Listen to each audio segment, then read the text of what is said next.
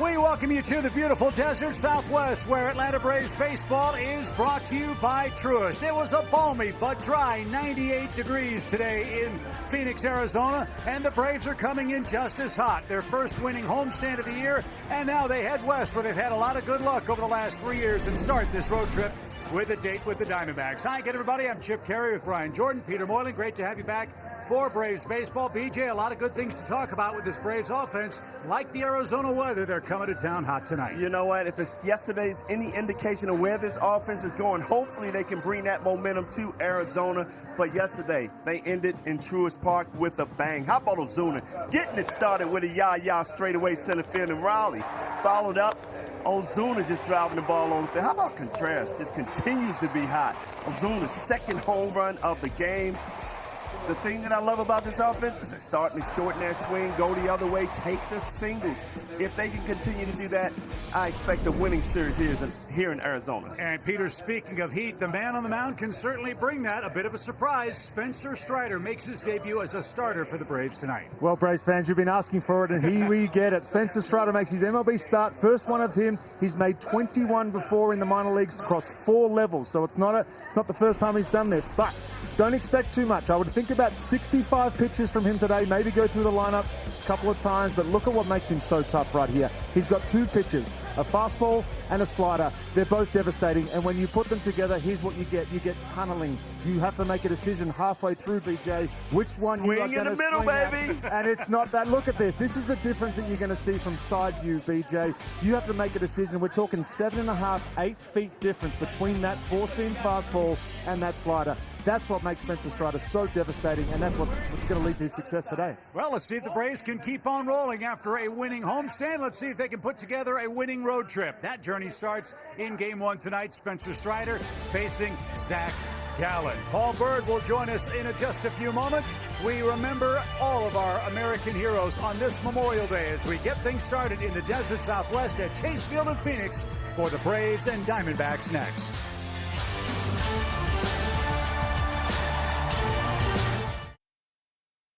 The All-South Highway Safety Team. Always wear your seatbelt. By Synovus, the bank that helps you get there. And by your friends at State Farm. Like a good neighbor, State Farm is there.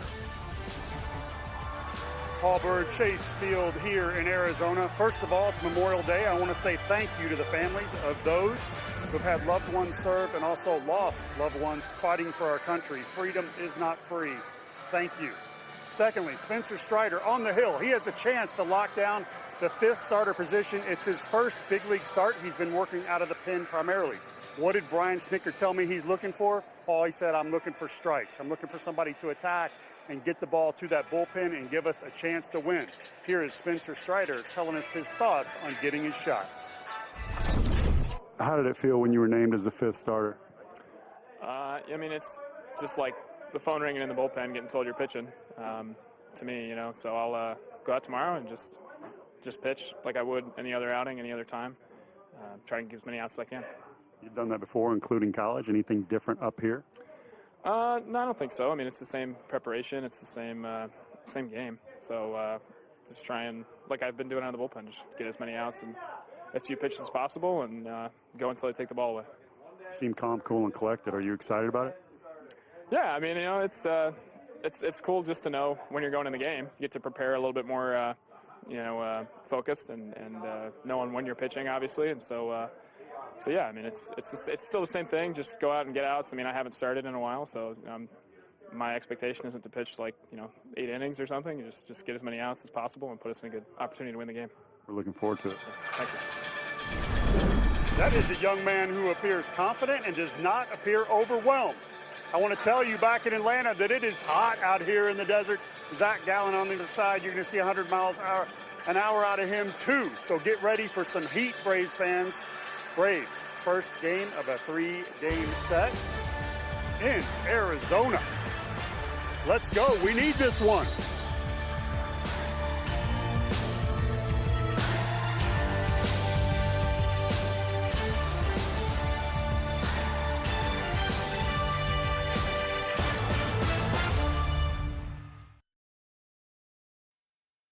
22 here in the desert Southwest. There are a ton of Braves fans here as the world champs make their lone visit to the Valley of the Sun. Big roar for Ronald Acuna Jr., who's back in the lineup for Atlanta as the designated hitter. There is artificial surface here in Phoenix now, so we'll be interested to see how much Ronald plays defensively on the fake grass here in Phoenix. Dansby Swanson, a former Diamondback draft pick, bats second. This Atlanta offense starting to heat up, fellas. 10 or more hits in 4 of their last 7 games, and that will be a challenge against undefeated Zach Gallen, who sports a 2.22 ERA. Yeah, take a look at Zach's record there, 3-0 with a 2.22, as you said, a .83 whip, which is outstanding, and an opposing average of 170. And you know, the guys haven't had a lot of success from him in the last couple of years. I don't think anybody in this lineup today has a hit off a Gallen, so it's going to be tough. You can't try to go up to the plate and swing for home runs. Ronald Acuna, look at that, stay the course for my man Spencer Strider. Don't try to change, just be yourself and get through 4 or 5 innings today, and I think we'll have a successful game. So those are BJ's Ford keys for victory in Game 1. Big cheer for Ronald Acuna Jr., who will lead off for the Braves. He loves hitting in this ballpark. Ronald, 11 hits, 2 of them home runs. And the Braves have feasted out west since the 2018 season. The Braves have won 30, they've lost 20. We'll take a similar win percentage on this trip as we begin tonight. And Gallen's first is collarbone high and inside. 1 ball, no strikes.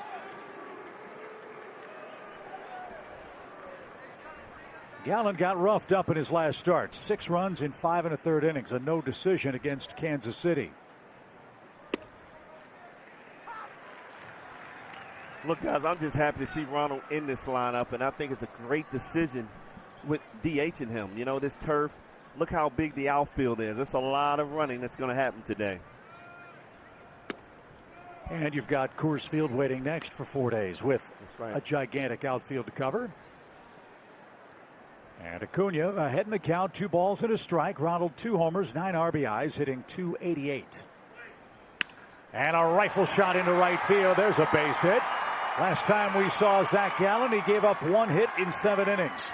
Ronald Acuna took care of that in tonight's first appearance. He must have heard the open, guys. Go the other way, shorten your swing. Don't try to take the big home run swing against Gallen. He is a tough pitcher. Tip the cap to him. But I will take a lot of singles today the other way. Sounds like a home game here in Phoenix. All the Braves fans have followed us to the desert. Here's Dansby. It's been so impressive to watch these guys change their approach over the last few days, few weeks, BJ. Really focus on up the middle and the right side. You can so evident. It's so much fun watching him finally get what Kevin Seitz has been preaching to him, you know, in this second month of the season. Guys are starting to execute well. This will be a fun matchup. Ronald is 9 for 9 in stolen bases. Jose Herrera has the second fastest glove-to-glove pop time in the National League behind JT Realmuto. Hey, both of these catchers are tied for the lead in throwing guys out, so the Braves very aggressive on the base paths. It's going to be a fun matchup. Ronald, good lead.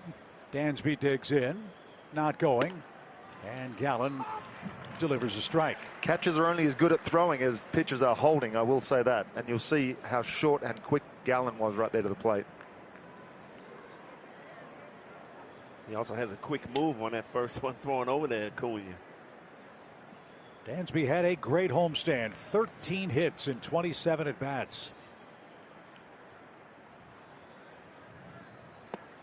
And didn't get that one. It's no balls, 2 strikes. If I'm Dansby, in the back of my mind, I'm saying this is the team that traded me away. Oh, I want to have a good series. Oh. He's even spoken about the motivation that gives him too. That chip on your shoulder. So he'll have to protect the plate 0-2 with Ronald at first. Not going. And a touch low. That's the pitch that Dansby has laid off for the last 3 weeks, and it's served him very well. Don't know how this plate appearance will work out, but Dansby has not struck out in his last 22 plate appearances. That's sticking to his process. You know, he goes through it early in the season, and all of a sudden he locks in, takes those pitches, drive them the other way, and it's just a different Dansby at the plate.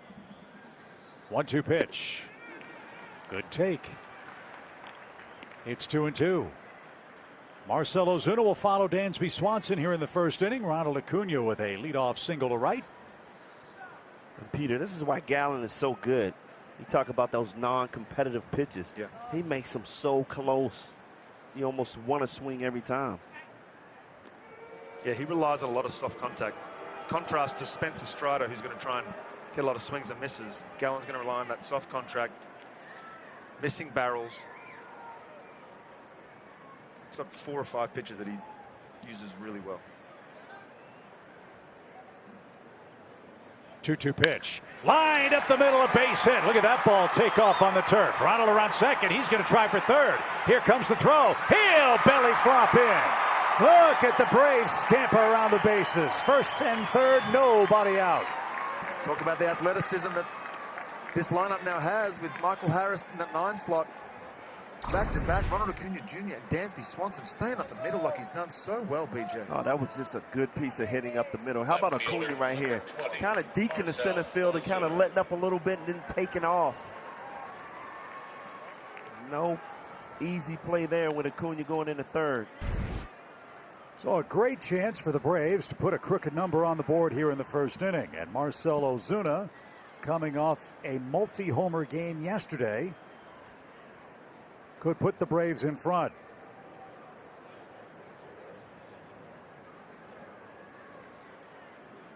Back-to-back hits to start the night. And that's in for a strike. Gallen, another man who is traded for Marcell Ozuna. Get a load of this. Gallen and Alcantara were in the same deal for Marcell Ozuna. Wow. From St. Louis. The Marlins then traded Gallen for Jazz Chisholm. And here he is pitching in the desert and in some first inning trouble. Although Ozuna's been hitting the long ball with runners in scoring position, he does a great job of going the other way.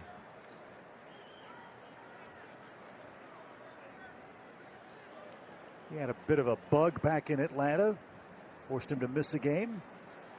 He feels good as gold today, told us going to the ballpark. And that missed inside. 1 ball, 1 strike. The board says 0-2. Is that called a strike? That first pitch was. Not that one, I don't think. Yeah, Marcel's checking. He looked at the board. Yeah, the count is 1-1. So John Libka, the home plate umpire, will get that corrected for us. As Gallen goes back to work. First and third for Atlanta. Nobody out.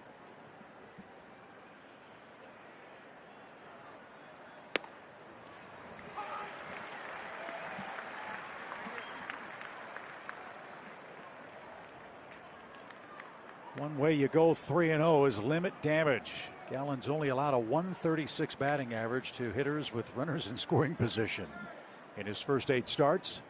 That will be put to the test here. Really surprised that Ozuna did not swing at that second strike inside. That's his wheelhouse.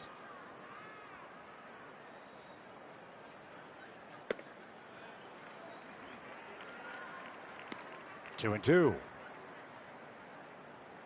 Diamondbacks enter this series smarting a bit. They were swept by the Dodgers again. They have had 2 4-game sweeps at the hands of their division rivals. And now they welcome the world champs to town. Atlanta in business, 2 balls, 2 strikes. And a swing and a miss. Ozuna can't make contact, and Gallen has his first out. That's that sinker. Started in and ran even further in. Third baseman, number 27, Austin. A little surprised Ozuna wasn't more aggressive in that at bat. Not to swing at those first 2 strikes. Got to be aggressive because he's going to work ahead of him. Gallen. Austin Riley has a nice 7-game hit streak working. 11 hits in that stretch with 3 homers. Chance for some serious first inning damage here.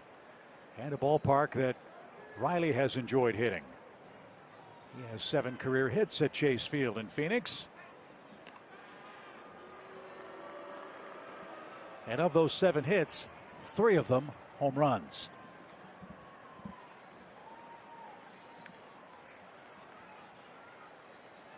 Ronald led off with a single. Dansby followed with a 2-strike hit. Ozuna just struck out. Now Riley awaits his first pitch.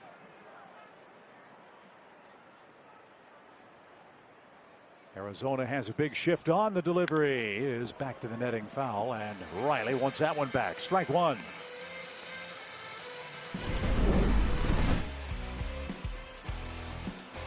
Last 7 games, he's looking singles, 6 singles. To me, that's what's gotten his swing much better. Going the other way now. We saw that long home run straightaway center field yesterday. He's starting to lock back in and get comfortable. And to your point, BJ, about using the opposite field, look at what Arizona gives Riley here. So, yep. No balls and a strike for Austin. Gallen comes set. Dansby leads the pitch. In the dirt, that gets away. Here comes Ronald scampering home. He's going to score. And Swanson in at second. It's 1-0 Braves on a gift from Zach Gallen. That's beautiful. That's what the pressure of having Dansby at first base and Gallen having to go straight to the stretch after 3 pitches.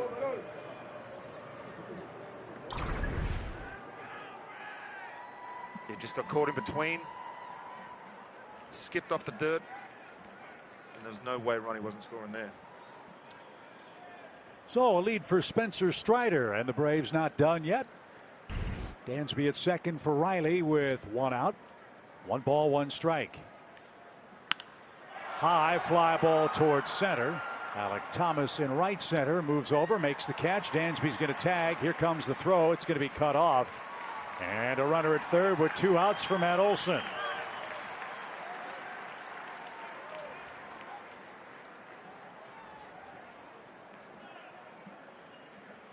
Matt started to heat up a little bit over the weekend as well. Couple of doubles. He's up to 20 of those on the year. Baseman, number 28. Leads the league in doubles. But I would love to see him start to relax a little more with runners in scoring position. I think he tries too hard when he gets runners in scoring position instead of just being himself.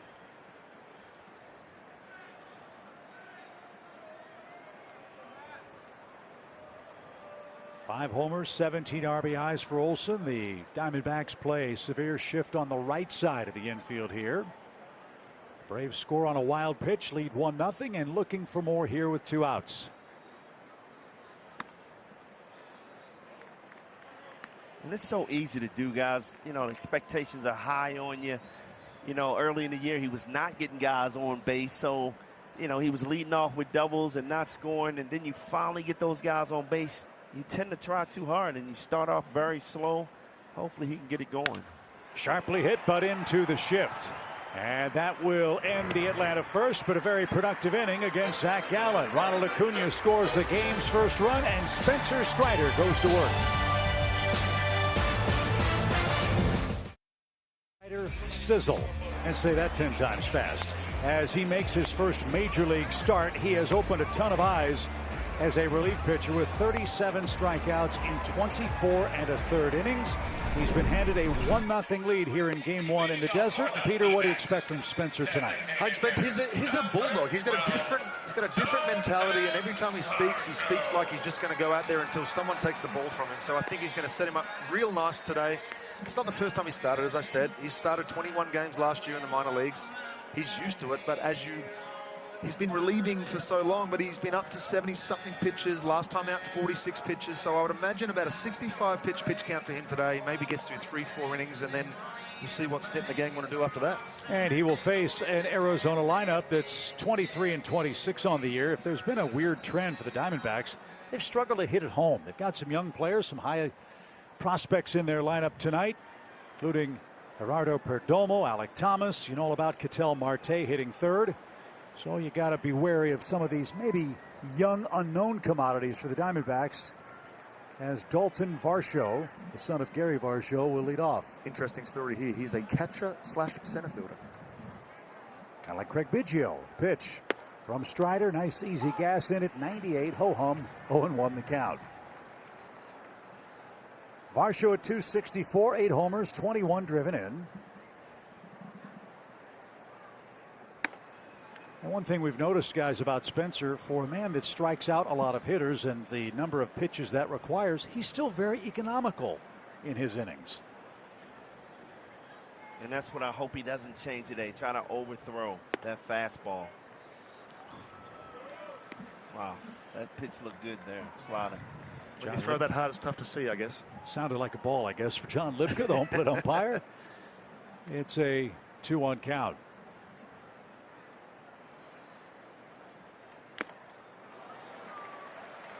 Now that's a tough pitch to hit lefty, 98 in.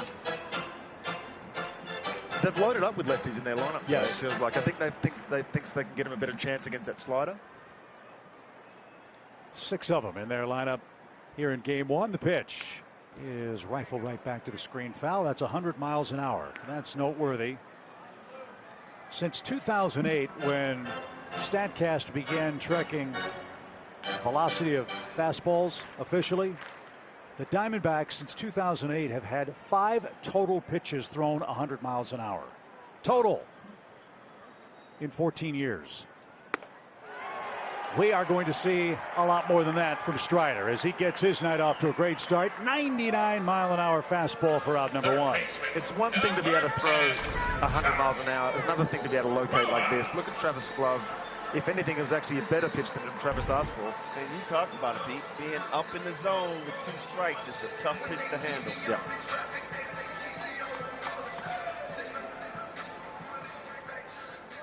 So, Birdie, an impressive start for Spencer Strider.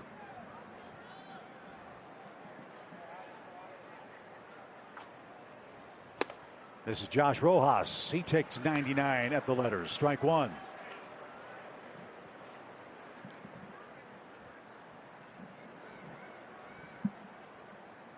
Rojas at 295, 3 homers, 10 RBIs.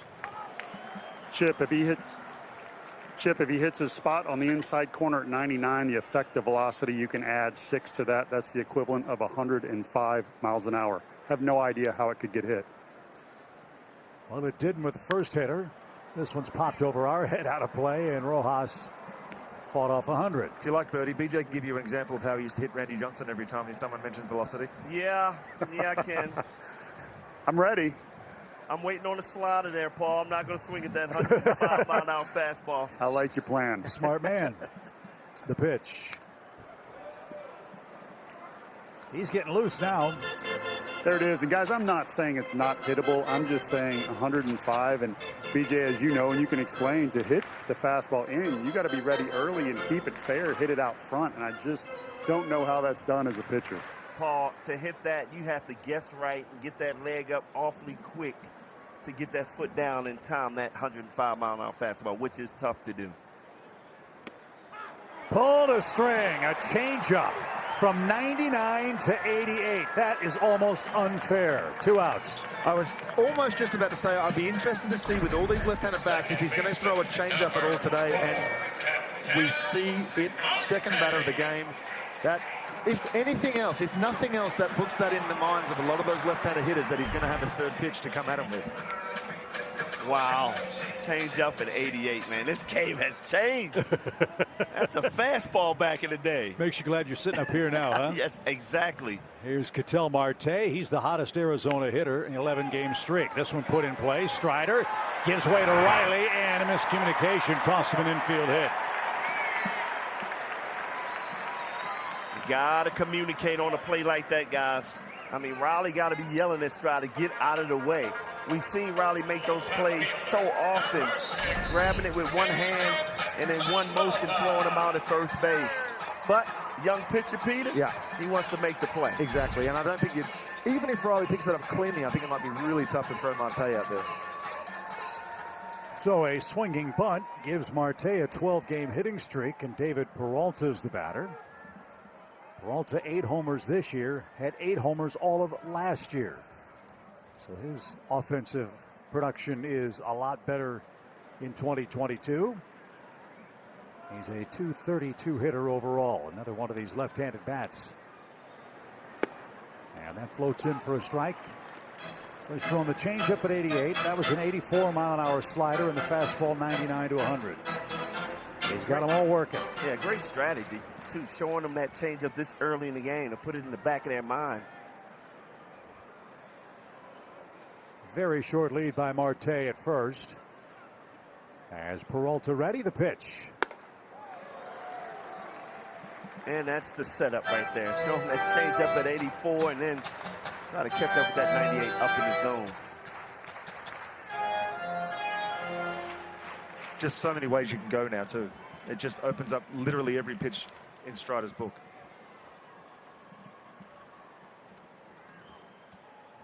Two strikes on Peralta. In the air toward left field. Long run Ozuna. Marcel slides, can't come up with it. And the runners are going to be at second and third.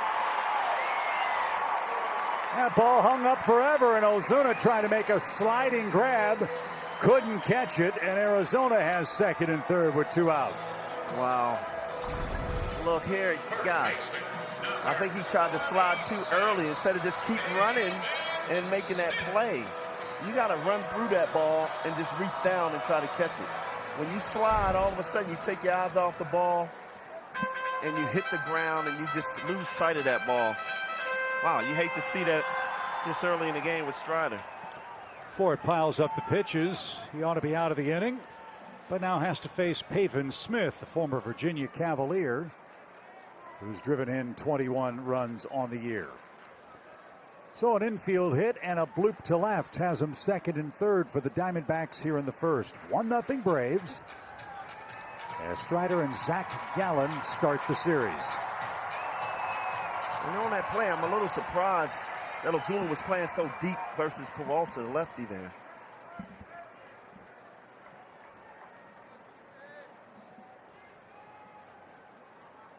Crowd hushes as Strider gets set with his first pitch. And that's a little low. 1 ball, no strikes.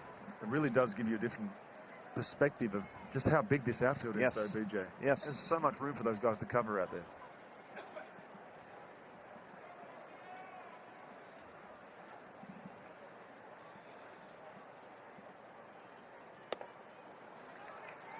But typically, you know, facing these lefties, their strength is going to be the straightaway center or pulling the ball down the line. And you usually play in a little bit in left field, force them to hit it over your head. Dangerous pitch to Pavin Smith. 2 balls, no strikes. High fly ball crushed to deep right field. It's a 3-run homer.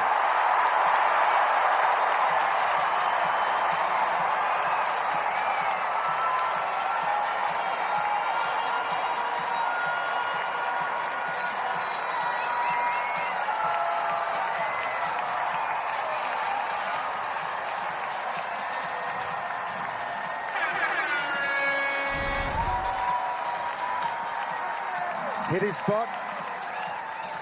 Pavin Smith was just locked and loaded for a fastball.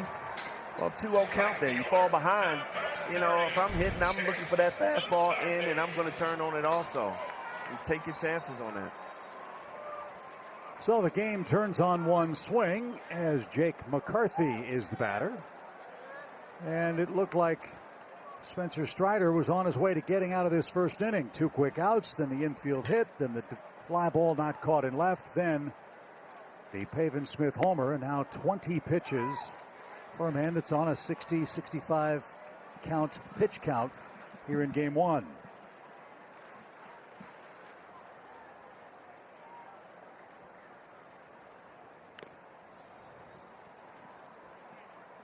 Jake McCarthy didn't get that change up. He's behind. 1 ball, 2 strikes.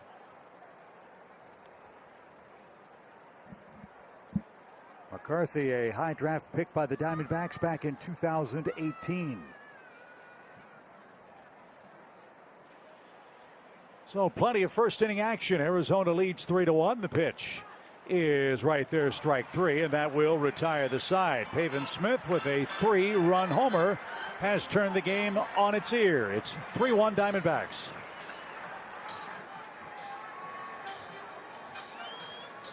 DBacks fans, step up.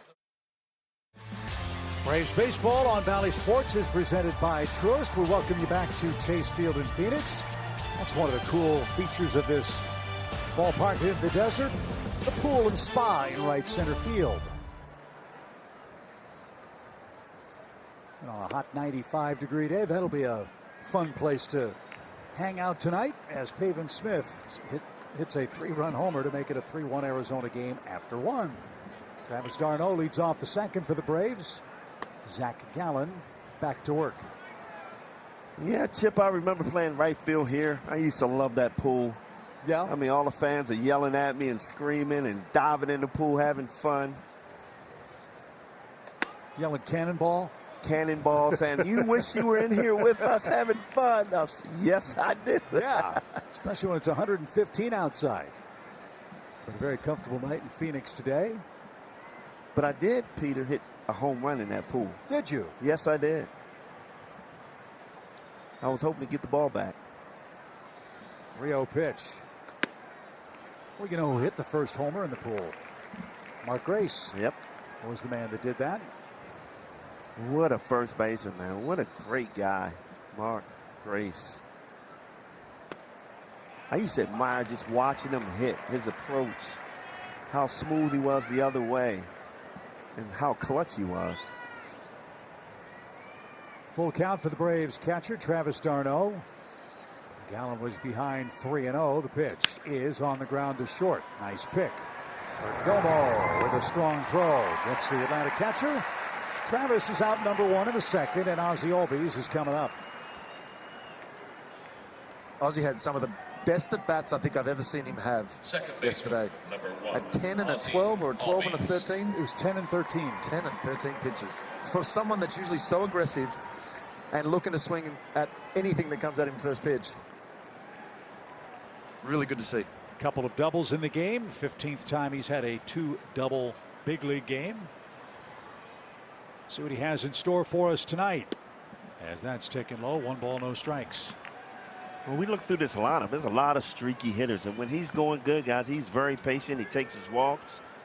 But like you said, he's driving the ball, hitting extra base hits in the gap.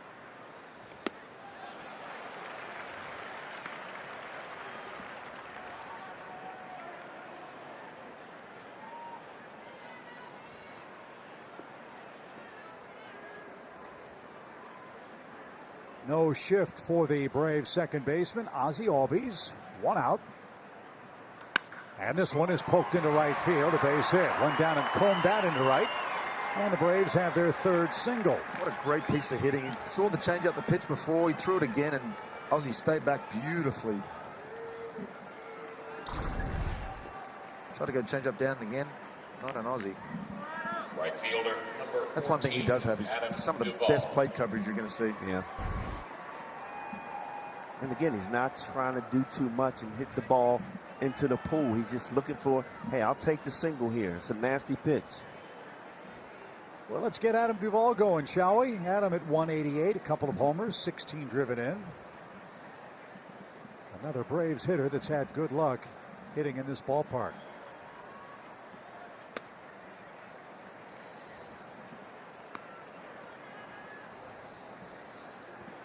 I would just like to see Adam just stay aggressive. He tends to take too many pitches and get in a hole, and then you're facing the best pitch the guy has. Jump on that fastball early. Is that not just the ultimate key to hitting is the fine line between being aggressive and being patient? Obviously, it's you don't want to go there too aggressive, then all of a sudden you're 0-2 every time. And then you want to be, if you're trying to be patient, you end up being 0-2 because the guy's feeding you fastballs. But you got to read the game also. I mean, Gallen's out there throwing first pitch fastball strike. So you have to have the mentality, I'm going up there, I'm expecting a strike. So if you get it, you can't miss it. You know, you look at Raleigh. He fouled it off, but he was looking to be aggressive in that situation. Because you don't want to face his nasty stuff late.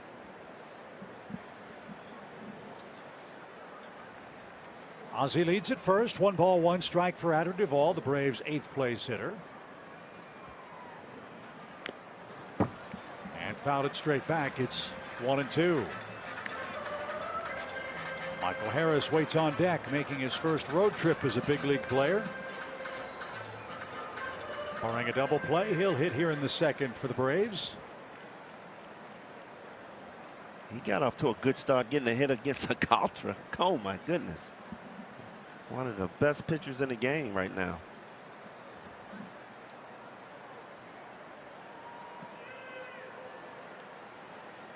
Don't figure Ozzie to be running here with one out. Good lead. Not going. And Duvall laid off. No swing. And an even count at 2-2 for the Braves right fielder Adam Duvall.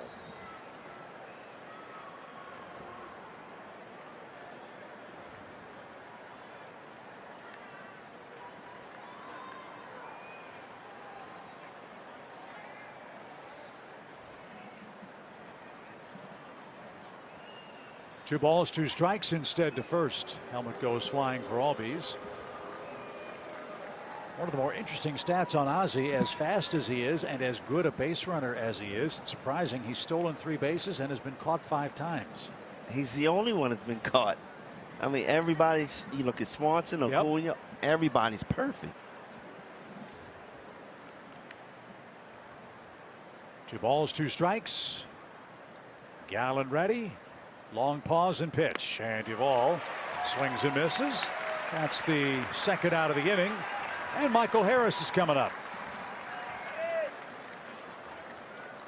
Gallen went back to that changeup. There again, you can't miss that fastball because that pitch right there is so tough to hit with 2 strikes. Listen to the Braves fans welcome Michael Harris to Chase Field in Phoenix. He's 1 for 6 at the plate. But boy, he's made an impact in center field defensively.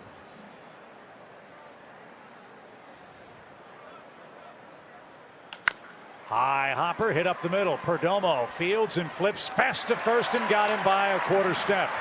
And that is the Atlanta inning. To the home second we go. Arizona leads 3-1. Arizona Chase Field on Memorial Day. How about our landmark player comparison? This is a great pitching matchup today, and all ACC.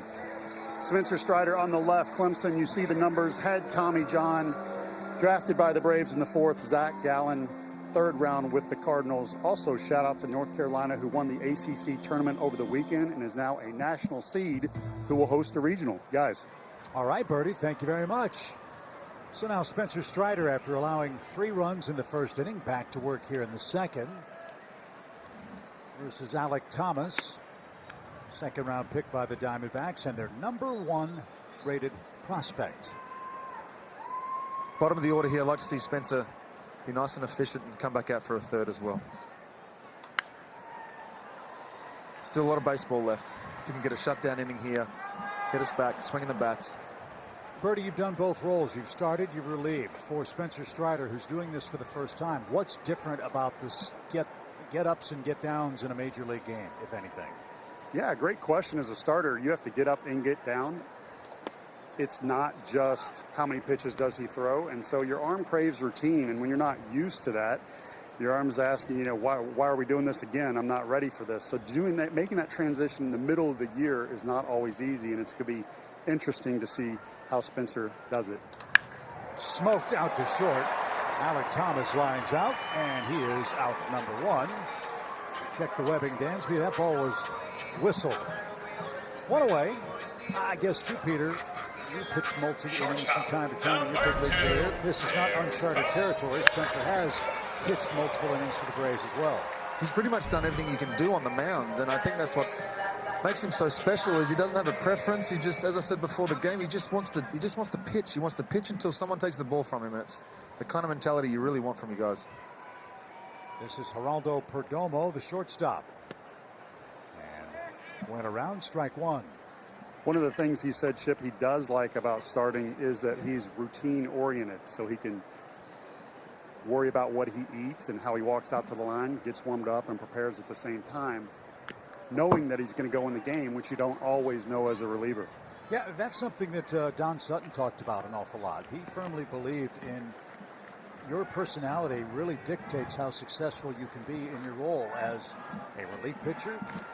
You can sort of handle any situation thrown your way, as opposed to, as Bertie suggests, the routine of a starter, knowing when he's going to pitch, and guys, the preparation that goes into going out there every fifth day. Yeah, that's the biggest difference between that I've noticed with starters is they are every day it's something. They've got routine. There's, whether it's a workout, whether it's a bullpen, whether it's a flush, whether it's there's always something to be done. Whereas for me as a reliever, get in here, if I pitch, great. If I don't, it's a different story. Paul, I got a question for you. Yes. How difficult is it for a guy like Strider, who's, pitched in a lot of roles so far this season out of the bullpen, 1 inning, 2 inning, 3 inning, and then to come out here and start for the first time? Mentally, how tough is that to make that transition? Well, you see how he's already changed. He started throwing some changeups because as a starter, you may throw some other pitches. I wanted to just see the fastball slider first time through, but he threw some dynamite changeups. So you can see he's already thinking a little bit differently than he is coming out of the pen. This is Jose Herrera, the catcher. And I would imagine, guys, look, no matter how big your fastball is, when a guy like Pavin Smith turns one of them around and hits it 15 rows up, that's going to alter your thinking to a degree. So 2 quick outs, and Herrera, a big swing, didn't get that. See how effective that changeup is. Yeah. And this is not, Spencer's going to be doing this for a long, long time, whether it's going to be starting or out of the bullpen. So I think the mentality for him has got to be that he's got to use those 3 pitches because he wants this spot. He wants to do this every 5 days. And eventually he wants to be able to go 6, 7, 8 innings. Broken bat out towards second, and Ozzy's got that, and that will end the inning. Changeup was really effective for Spencer Strider. He's got his first 1, 2, 3 inning, and the top of the order is coming up.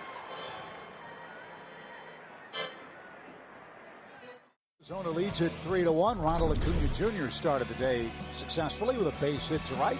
As we mentioned, guys, he loves hitting here in Phoenix, and that's our Zaxby's indescribably good play. Yeah, those are some great numbers here at Chase Field. 7 runs. He's not even, he hasn't taken that home run swing yet, which I love about him. He can do so many things besides hit the home run. Right now his swing is a little short. He's starting to still get comfortable, get his timing down. But that's just a make of a great player that can do that. Yeah, I have a feeling we're going to see those kind of numbers at every single field we go to throughout Ronald's career.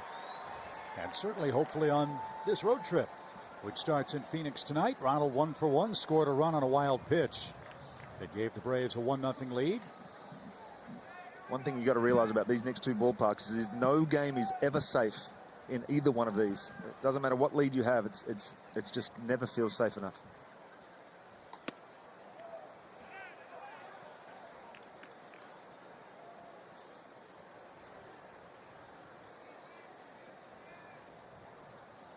Big shift on for Ronald on the left side of the infield. And he wants time and gets it.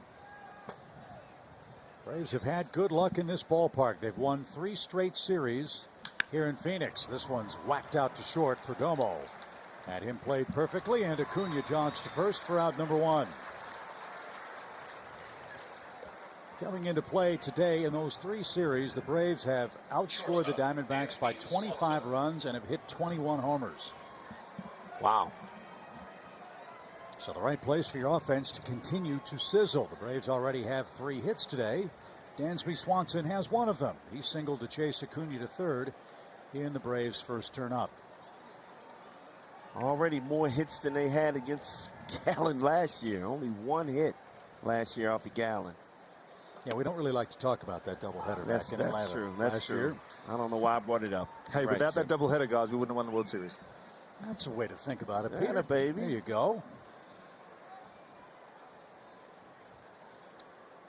No balls and a strike for Dansby, the pitch.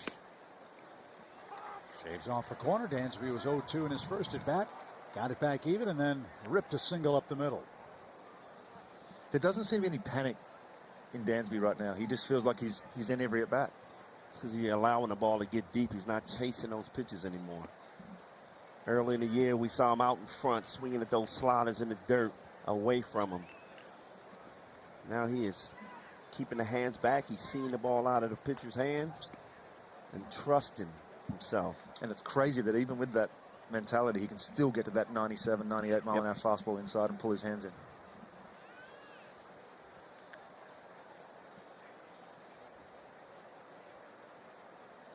Gallons 1-2. And Dansby didn't get that. And for the first time in 24 plate appearances, Dansby's down on strikes. And that's the third strikeout for the Arizona starter. 2 up, 2 down for Marcell Ozuna. That's Gallen's #1 secondary pitch right there. His changeup. You're going to see a lot of four-seam fastballs, but he does throw that to right-handers, left-handers. It doesn't matter, and it's really good when it's got that depth going down. Yeah, after the start of the game, scoring that first run, I mean, you gotta score against Gallen early in the ball game because he gets comfortable. It's lights out. Marcell took a strike. He's 0 for 1 in the game. 10 homers, 22 driven in for him. And looking for his first hit against the man for whom he was traded. Ozuna now 0 for 7 against the Arizona right-hander. Been traded, BJ? Yes. For a pitcher? No. Gary Sheffield. 1-1. Golfed past Ron Washington, foul. It's a ball and 2 strikes. Out to L.A. And a Gary Sheffield trade. Boy, I can tell you some stories about that trade, Peter. Didn't see it coming at all. I was having fun with Bobby Cox, driving home. Got a call from my man, and you were gone. Changed my life forever. Went from the East Coast all my life to the West Coast. What an experience. 2-2 pitch. And Ozuna chased one up and out of the strike zone. And Gallen has retired 5 Braves in order and leads 3-1. The DBacks host the Minnesota Twins at Chase Field for Father's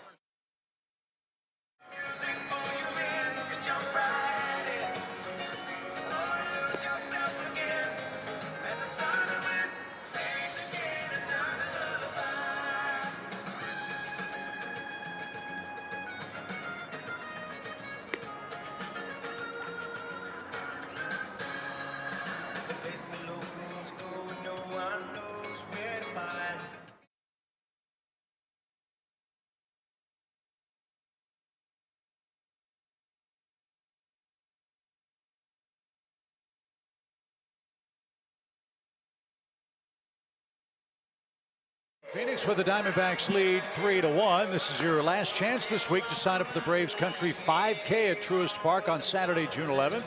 The course will take you through the streets surrounding the Battery Atlanta before heading back to the ballpark to cross the finish line on the field. 5K registration includes a Braves game ticket and your 5K race t-shirt. Register today at Braves.com/5K. Spencer Strider begins his second trip through the Arizona lineup. Dalton Varsho will lead off. Strider struck out 3 in the first inning, has 4 strikeouts in total. And more changeups, Peter, this last 4 or 5 group of hitters. Yeah, it's become an effective pitch, especially last inning. A couple of back-to-back changeups.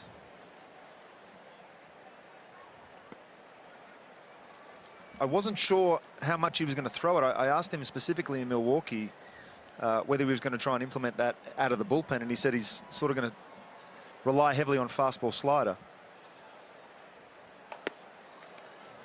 Is that hard to keep on time, 3 pitches in a bullpen, when you're a relief pitcher and may come in and face 3 hitters or get 1 out to get out of an inning or just pitch 1 full frame? Well, if I had a third pitch, I'd love to be able to tell you, Chip, but I tried to throw one for 14 years. So the answer is yes, it's hard, right? It is tough.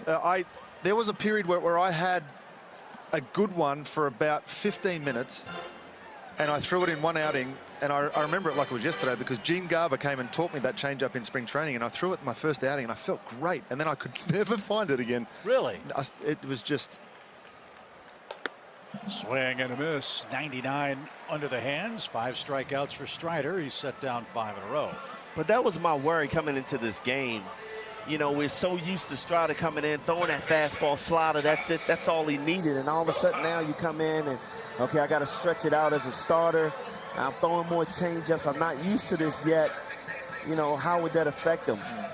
I mean, it really hasn't. I mean, outside of falling behind and giving up the home run. But he's been, to me, great since then.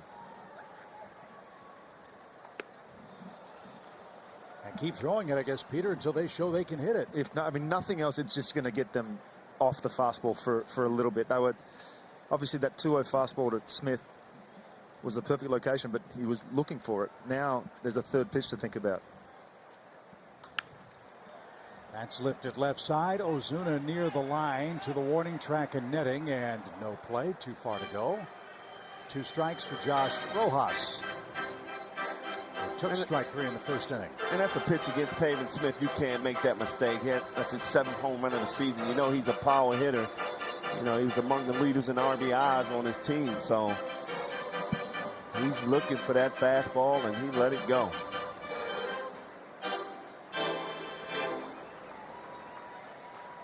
So what Spencer got in store for us after 40 pitches.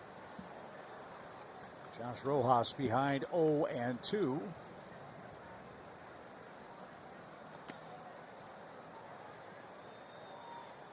And that ball was tipped and caught, and Rojas is out at the plate.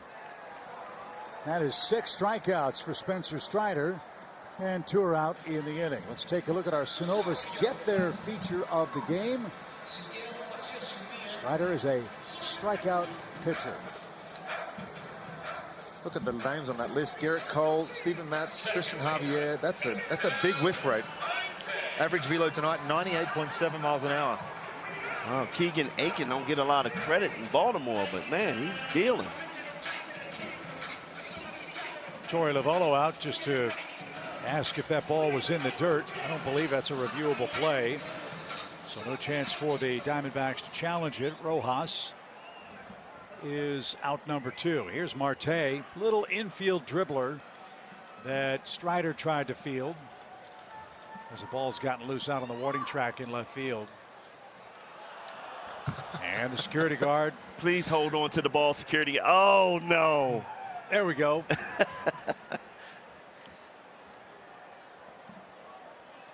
But that little infield roller kept the inning alive for Arizona. As you said, don't know if Riley would have gotten his man.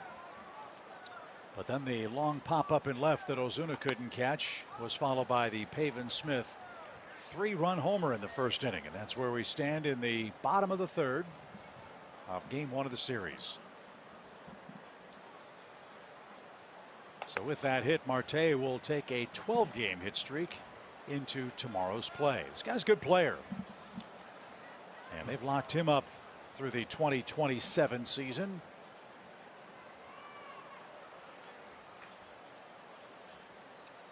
Lots of doubles for this guy, but not here. As Strider has his first strike on Ketel Marte. Now, I'm not saying this is 100% accurate, but you look at that swing there. It was a 2-0 count again, and he went straight fastball. Now, maybe the fact that he's thrown more changeups made him a little bit behind that one.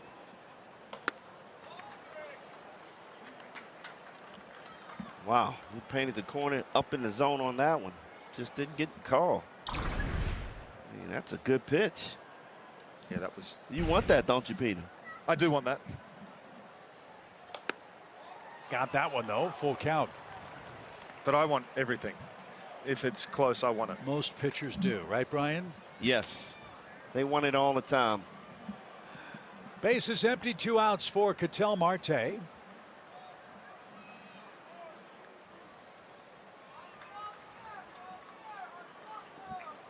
Stand corrected. It's his first full count of the game. And he lost the Arizona second baseman, who's aboard for the 2nd time. And that brings up David Peralta.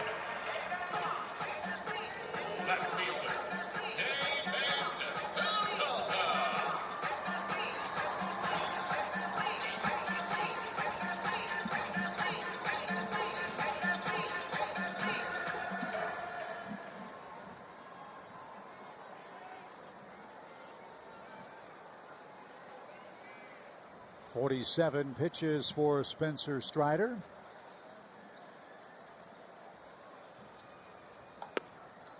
And that paints a corner. Strike one.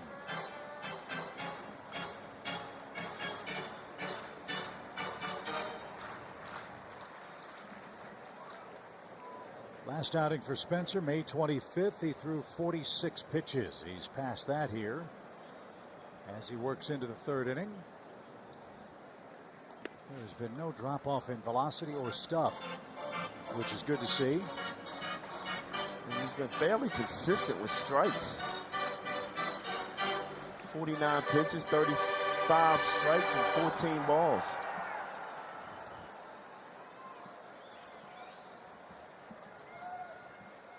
Even count for David Peralta, the left fielder.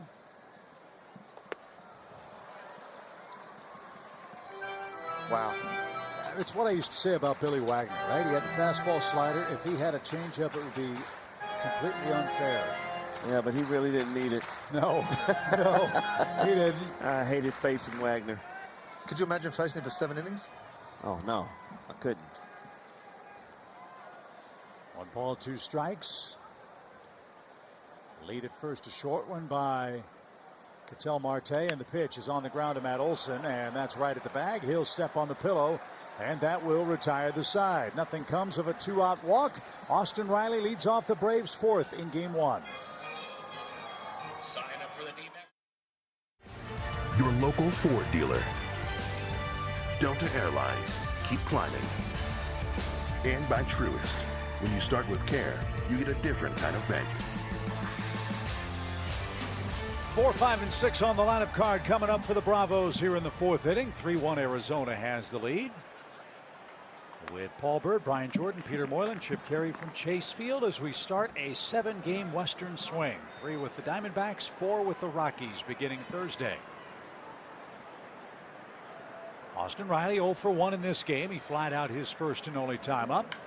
And this one hit a mile high to deep right center field. That might be a splashdown. It is gone.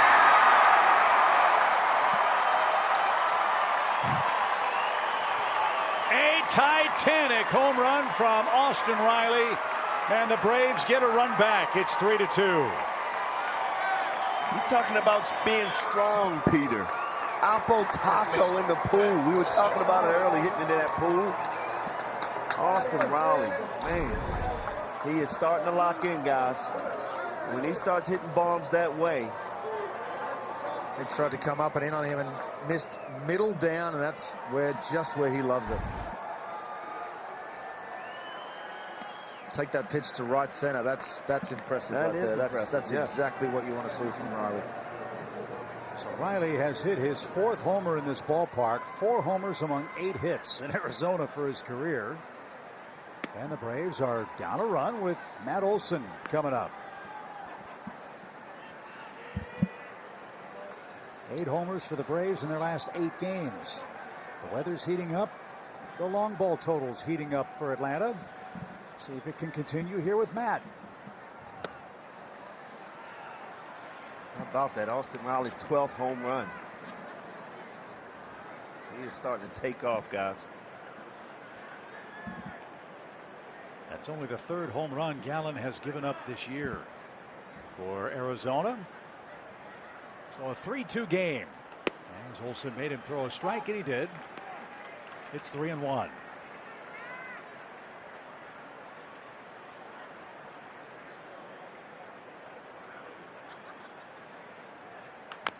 Cue shot over the mound. Go, Matt, go. Throw to first is just in time. They got him. And that's the first out. Nice play by Rojas. As Olson denied an infield hit. Again, that changeup. Such a good weapon for him. It just looks exactly like a fastball, BJ. Yeah, I think if he's going good, that 3-0 pitch he may have swung at. But when you're not hitting on a consistent basis, you take that pitch, and then you got that nasty changeup to deal with. Garneau takes a shot at right, but McCarthy will gather that in. Braves a little more aggressive on Gallen this second time through the order. Riley swinging early in the count. Darno swung at the first pitch, and that's out number 2. They must have a direct line to BJ. I'm telling you, you better jump on him early, catch that fastball, because that changeup is almost unhittable late. You got to, like I said, always choke up and go the other way on that changeup or move up. Guess right. Ozzie has a base hit tonight. I'm going to make a prediction that Ozzie's going to hit a couple of homers on this road trip. It's been a while for the Braves second baseman, BJ. It has, but I like what I see out of him, starting to get his average up because he's just putting the ball in play, not swinging for the home run all the time. But he'll start getting those pitches back. Ozzie's got the average up over 250 now. His last homer was April 23rd. This one rolled over foul. 1 ball, 1 strike. If he continues to have those at bats, 10 pitches, 13 pitches, they'll start challenging him again, and that's when he's going to start hitting that long ball. Right now, they're not challenging him. They're throwing him a lot of changeups, getting him out in front. But he's starting to stay back and see the ball a little longer.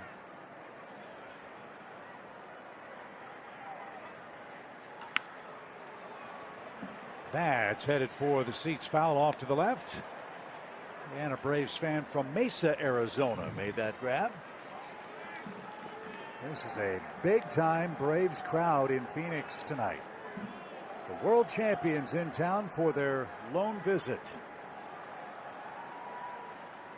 And an entertaining start tonight. 3-2 game. Pitch is served to the left side again. That's a great job fighting that off right there. That's a really tough pitch. That's been the difference. Not swinging and missing, just battling and fouling those balls off.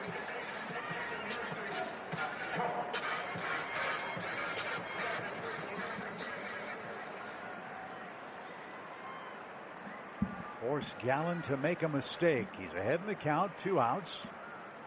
The pitch is way high. 2-2. You can see the impact of Brent Strom, the pitching coach. They love throwing high fastballs, something they did not do hardly at all last year. And Gallen has a good one. Strom, the former pitching coach of the Astros, who helped turn Charlie Morton's career around. I got the pleasure of being in spring training with them in 2014 with Brent Strom, and I could tell that he was going to be really effective. It's the individualization of the way that he approaches each pitcher. A lot of the times you get in trouble and you try to have a blanket philosophy that you try and fit everybody into. He does the direct opposite. He finds what makes you good and turns it up to 1,000. And their staff has improved over last year as a 3-2 pitch is lofted out of play again. That'll Ozzie make him work. Battle. That's got to be exasperating, Bertie, for a starting pitcher. You make good pitches, and a good hitter fights them off, stays alive, and forces you to maybe make a mistake.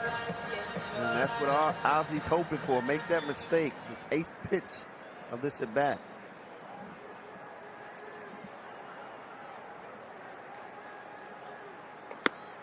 And Ozzie Albies takes ball 4. How about that at bat, Paul Bird? That was something.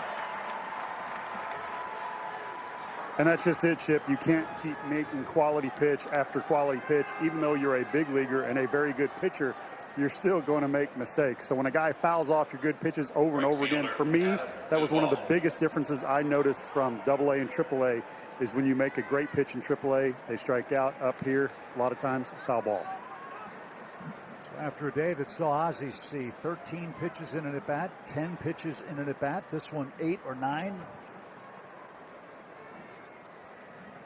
And he's aboard in front of Adam Duvall, who struck out his first time up. One swing turns the game in the Braves' favor, perhaps. And that one tomahawked out of play off to our left. Being aggressive, though, BJ. That's right. I like it. I like it. He knew the fastball was coming. Even though it was out of the zone a little bit, he can handle that pitch. Yeah. You know what's interesting? Look at the target that Herrera gives Gallen when he's coming inside. It's really in, it's exaggerated in off.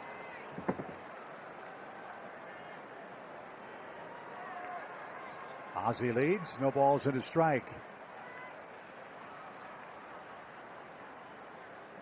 So what does that do for a pitcher when you have a target that exaggerated, as you suggest, Peter? I think that just sets it up in your mind that you don't want to miss anywhere over the plate, obviously, and it gives you more of an incentive to get it in between the corner and the hitter. It's more of a purpose pitch. Well, let's see what he comes up with here. A ball and a strike for right fielder Adam Duvall. Riley's hit a homer to cut the Diamondbacks lead to 1. Outfield straightaway and deep. The pitch. On the ground, and a nice diving stop at third. Ball squirts away, and everybody's safe. So an infield hit for Adam Duvall. And at the very least, the Braves will clear Michael Harris here with Acuna waiting on deck. It had to feel good right there for Adam Duvall. Change up. He stayed on it, put it in play, hit it hard enough. Good effort. Center field, Michael Harris, the second. I bet when he saw that ball go in his glove, he thought, here we go again. I can't even buy a hit.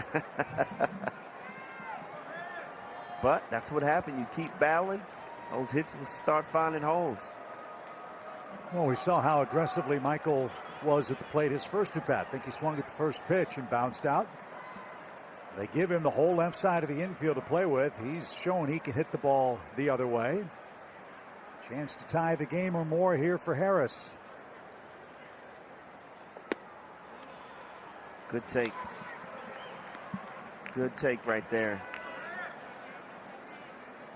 Didn't get the fastball. Saw it out of his hand well. Laid off the changeup. That's dropping off the table, that changeup. Wow. A lot of room in right center for Michael. Ozzie a big lead at second. The pitch is chopped out of play right side. 1 ball, 1 strike for the Braves' young center fielder who had a dream come true. Atlanta kid, got the call from the minor leagues. Said, you're coming to the majors. Called home. Said, hey, I need you to pick me up at the airport. Why? You going to Gwinnett? Nope, I'm going higher. I'm going to Atlanta to play for the Braves. And here he is in his first big league road game with a chance to be a 4th inning hero and get this game tied. The 1-1. I saw his parents yesterday. They were so excited, and they told me that very story. And, you know, I just hope this kid can relax. We know he can play defense. He was tearing it up in Double-A offensively.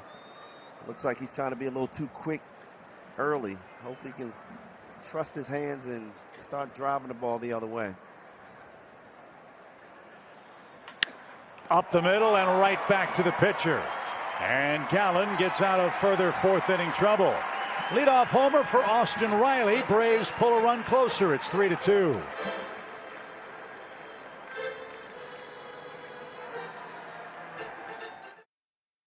On the hill, overmatching some guys. How about that changeup? He hasn't shown much of that this year, but starting, he's broken out that pitch. Another one, changeup again. And look at the high heat. You got to be ready. Missing that ball by almost a foot, 100 miles an hour. You see the 4-seam, you see the changeup. Through 3 innings, Chip Carey. Do you like this start? I like this start a lot, Paul. What's not to like? And as we said, this kind of heat is something they have not seen inside the ballpark. They see it outside weather-wise, but not from their pitchers or opposing pitchers. Now, Spencer Strider's thrown a bunch of pitches at 100 in this game, but more change-ups, Peter, than perhaps anybody expected. Yeah, that's, to me, has been the most impressive part. Pavin Smith, a mile-high pop-up. Get out of the way, Spencer. Let your infielders handle it. There's out number 1. Once an athlete, always an athlete. Look, us trying to get involved in everything. Yeah, the change-up for me. Get out of the way, pitchers. That was my big question coming in, was whether he was going to utilize that, and I think we found our answer. This isn't a case where, you know, if he doesn't do well, all of a sudden he's going to get sent out to go and work on things. Right. He's established himself now. We know what he can do. Now it's a matter of honing in the skills and seeing exactly how much we can get out of him. And I think from tonight, I'm excited to see what he can do tonight and in 5 days. 3 1/3 innings, 52 pitches. He's facing Jake McCarthy, whom he struck out in the Arizona first, Brian. I want to know how much Mountain Dew he's been drinking. Pop up and he's running after that, Peter. Come on. Stay on the mound. Another pop-up. This one headed for the seats out of play. And Jake McCarthy fouled away a changeup. 1 ball, 1 strike. When I used to cover first, all the infielders would come around the mound and make sure I got my breath back. I don't think we have to do that with Spencer. I think he's going to be just fine. Perfect pitch at 96. 1-2. Peter, I got a question for you. I saw Spencer at Clemson where he was 95, 96, would every now and then touch 97, but then he had Tommy John, changed his diet a little bit. Next thing you know, 100. We're both in the Tommy John club. Did you experience any velocity jump after your surgeries? Strike 3 right down Peachtree. That is punch out number 7. What I did experience was I was consistent with my fastball velocity and I was able to get it back up to those levels again, but I just wasn't able to do it on a regular basis. Before I had my Tommy John, I would sit around 93, 94, and then when I came back, I was more 90 to 91. But that could have been used too, Birdie. I'm not 100% sure. And Birdie, I got a question for you, man, because this goes back to youth baseball. We're seeing so many kids have that Tommy John because parents think their child will gain more velocity. What do you think about that? Yeah, so I'm a big fan of Tommy John because it does stabilize your joint, but historically that lasts 7 to 8 years. So I don't like surgery early unless it's absolutely necessary. And there's guys like Tommy John who have it and they pitch for a long, long time, but there's also guys that blow out 2 to 3 years later after that. So wait as long as you can until you need to have that and protect your child's arm at an early age, please. And I hope parents are listening to that. We also get in the habit of thinking that everybody's going to come back because so many people do now, and medically it's so much better than what it was, but there are the off chances where guys have it and they don't come back. It takes 2-3 years, guys, trying to rehab and keep grinding and grinding and trying new things, and they just cannot ever find it again. Another great point. 1 ball, 2 strikes for Alec Thomas.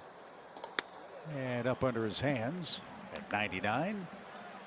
I think that's why I ended my career at high school pitching, because I didn't want to have that Tommy John. That was it? Yeah, my 75-mile-an-hour fastball. On the ground, a rollover, another changeup. And 61 pitches for Spencer Strider through 4 innings. He's keeping the Braves in this game. Top of the order, Ronald Acuna Jr. in a 3-2 Arizona lead.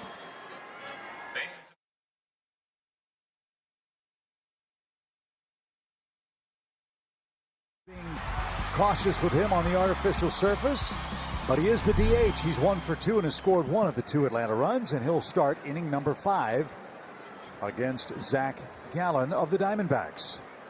Keep his energy on the field. I don't care if he's DH or playing right field. We need him every day. Just fun to watch.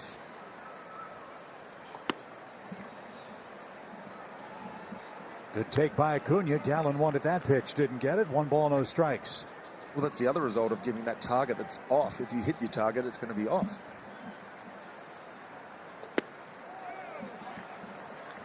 And now Ronald in the driver's seat. 2 balls, no strikes. I love his takes. He sees the ball all the way back into the glove, meaning he's staying back pretty good. That's fouled off his foot. A change up, 2 balls and a strike. Again, we've talked about it a lot. That is one way the game has changed. That's 30 years ago, an automatic fastball count. Not now. Now when you got a hitter like Acuna, even Pavin Smith, we learned our lesson. Yeah. You know, 2-0. Throw him an off-speed pitch. So Gallen trying to get back in the count. 2-1 pitch. He is off the plate, 3-1. You walk him, then all kinds of opportunities. And Gallen's asking where that pitch was. And he and John Lipka not seeing eye to eye, nor is the catcher, Jose Herrera. Yeah, I'm going to want this one too, I'm afraid. Yes. You got to protect your pitcher if you're the catcher. That was a strike right on the line. And then you got to throw a 3-1 pitch to Ronald Acuna. What you going to do, Peter? He's going to throw a changeup. He threw him a fastball, and it was down and away. Hey, you had a 50-50 shot. Either way, the Braves in business, guys. Ronald will take off. He's at first. And now Herrera is going at it with a home plate umpire, and Torey Lovullo's been thrown out.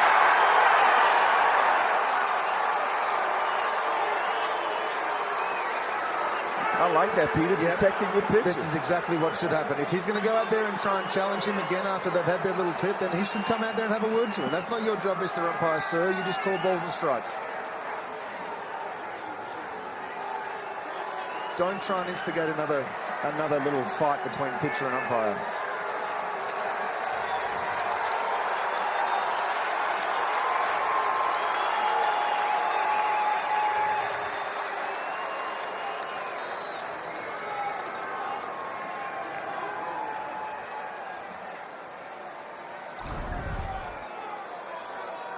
So that pitch clearly was low, but he was really upset about the pitch called ball 3.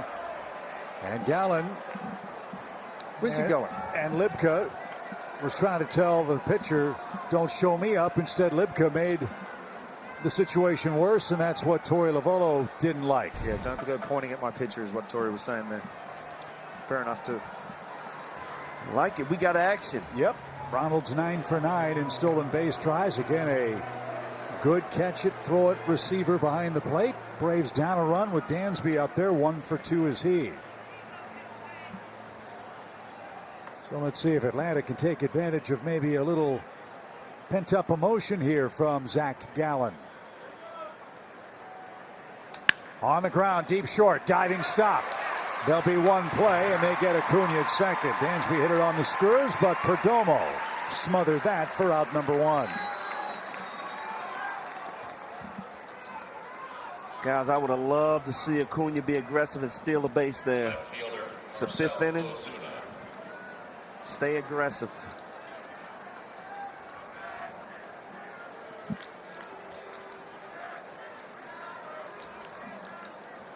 Arizona got 3 runs in the first inning. Marcell Ozuna couldn't handle a high pop-up in left that turned into a double by Peralta. Pavin Smith follow with a home run. Let's see if Marcell can atone for that here. And move Dansby Swanson along. Outfield deep straight away. Marcell is 0 for 2 with a couple of strikeouts. And that one shot toward the left field corner. That's down for a base hit. That's going to rocket off the wall. Dansby on his way to third. He is going to stop.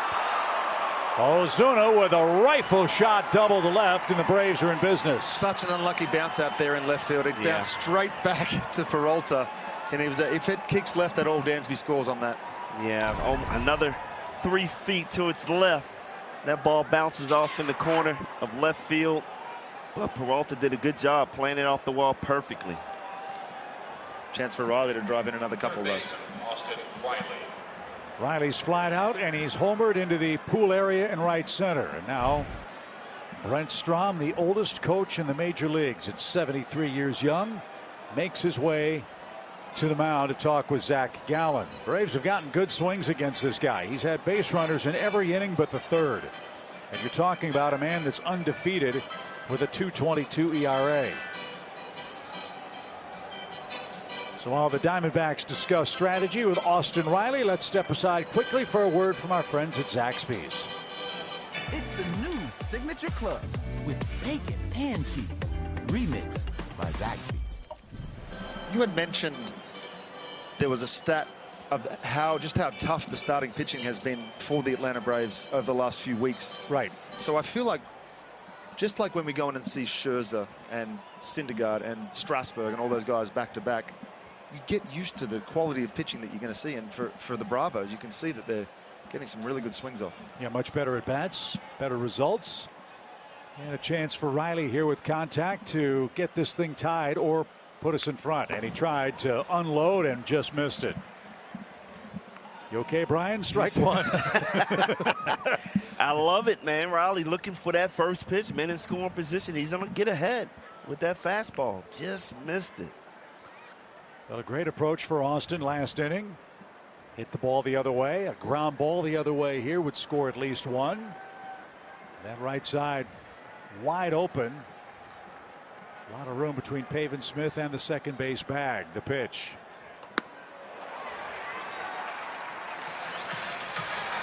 And after the meeting, Riley behind 0-2. And if you're Ozuna at second base, you got to look at the outfielders. They're playing deep, so you got to score. If he hits the ball on the ground to the right side,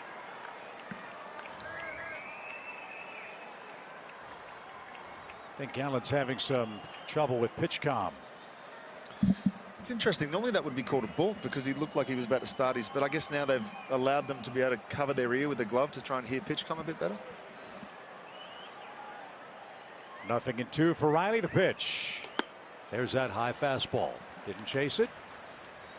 And 1-2. Arizona threw fewer high fastballs than any team in the major leagues and were dead last in ERA last year at over 5 runs per game.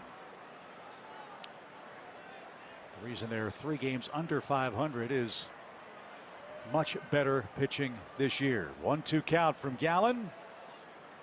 Here it is. On the ground, foul. And Riley staying alive here in the Atlanta 5th. What an entertaining game. Great way to start the road trip. Braves scored first in the first. Arizona came back. Braves got a home run from Riley in the 4th. Threatened here in the 5th. Spencer Strider threw 4 innings with 7 strikeouts. Pitch count in good shape. Looks like he's going to come out for the bottom of the 5th inning, especially with the 8-9-1 hitters coming up. Let's give him the lead, shall we? The pitch. Struck him out outside corner.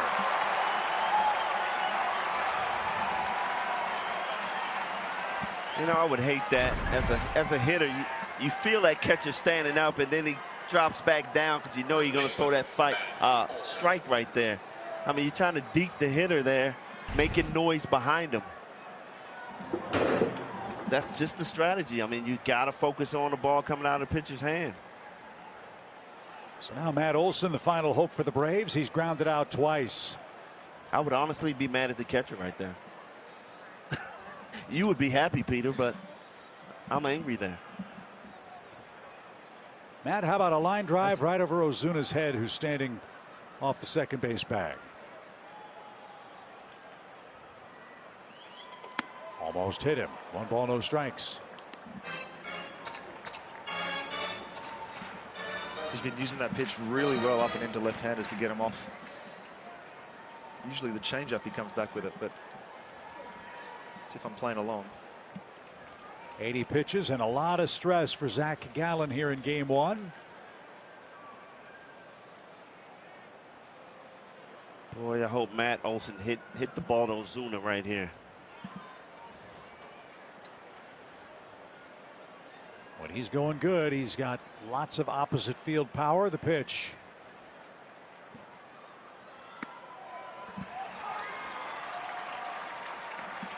You can see they've got the shift there. That's a tough pitch. Matt knows that gap's there. That's got to be a tough pitch to try and hit through shortstop there. Yeah, but you got to be aggressive. We saw him pull a home run right on the right field pole.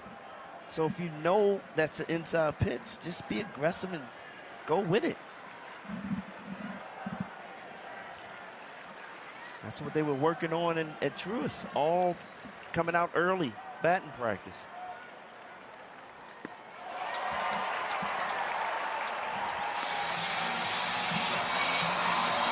So Matt and the Braves down to their last strike.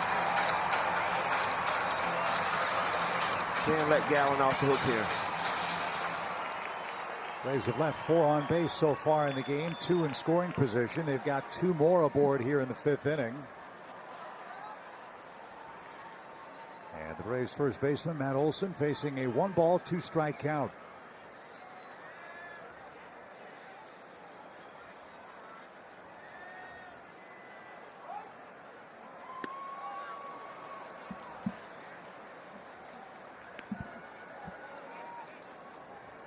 I can see what he's trying to do because I've been sitting on that changeup this whole at bat and he hasn't thrown it 1 time yet. So I think he's pitching backwards, obviously. I just think he's going to go to it at some point during this at bat. I hope Matt's waiting for it. Shift on right side, 2 balls, 2 strikes.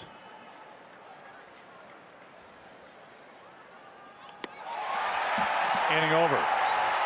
Braves threaten, can't score in the 5th inning. Matt Olson 0 for 3 today. Still a 3-2 Arizona game.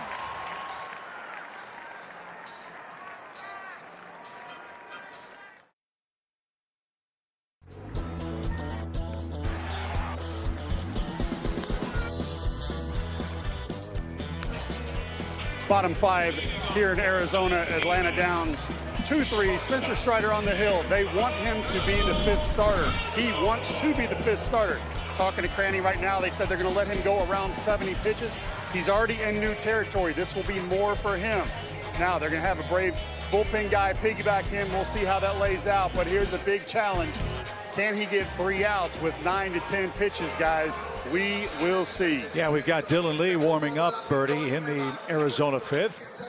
He's got Perdomo, Herrera, and Dalton Varsho coming up. Amazing stat in this game about Spencer Strider. 19 pitches, 99 miles an hour or more. 16 of those are strikes. So not only is he throwing hard, he's throwing strikes. His slowest fastball tonight, 96 miles an hour. Gallen's fastest fastball, 95.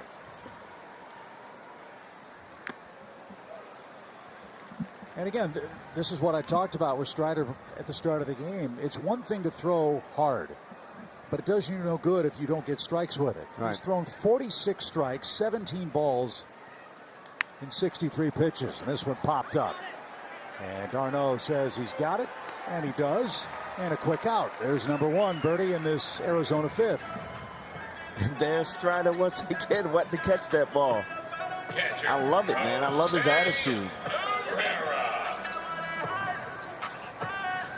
And here's Jose Herrera, the catcher. He grounded out in his lone at bat.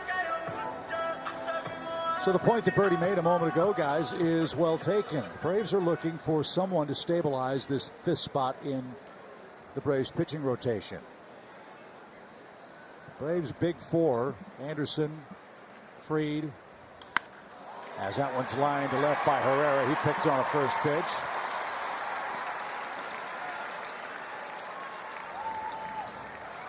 And company are 21-16, 2-9 guys when anybody other than the big 4 starts, Bertie.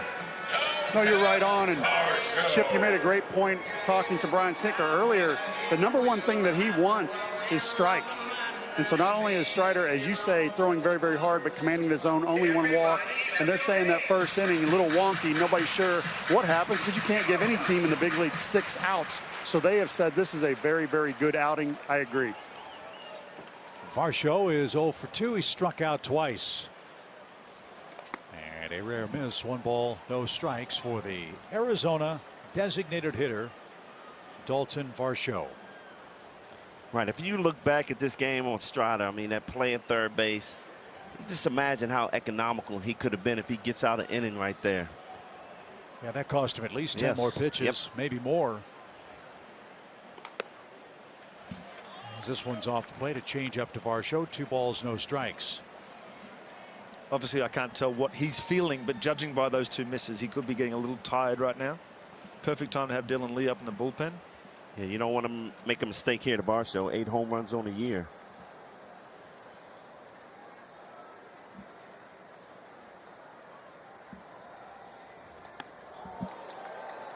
Yeah, we might be getting to the finish line here. 3 balls, no strikes. But this is all part of the learning process, right, Peter? And that right there, when you're tired, that 3rd pitch becomes the toughest one for you to throw because you're just not used to it under these conditions. Now he's 3-0. A couple of fastballs back in the count.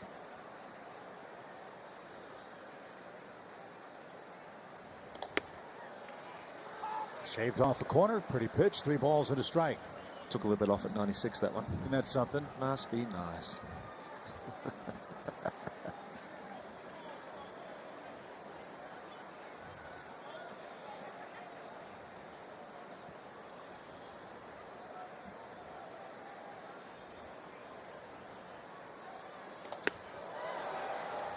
I mean, the hitters know it's coming. Strider knows that they know it's coming, and they still can't touch it. Amazing. Up in the zone. Well, can he finish off the designated hitter, Dalton Varsho, here? From 3-0 to 3-2. Short lead at first by Herrera. Here it is. Oh, fouled straight back. at 97. So he's at 70 pitches, as Paul said, around 70.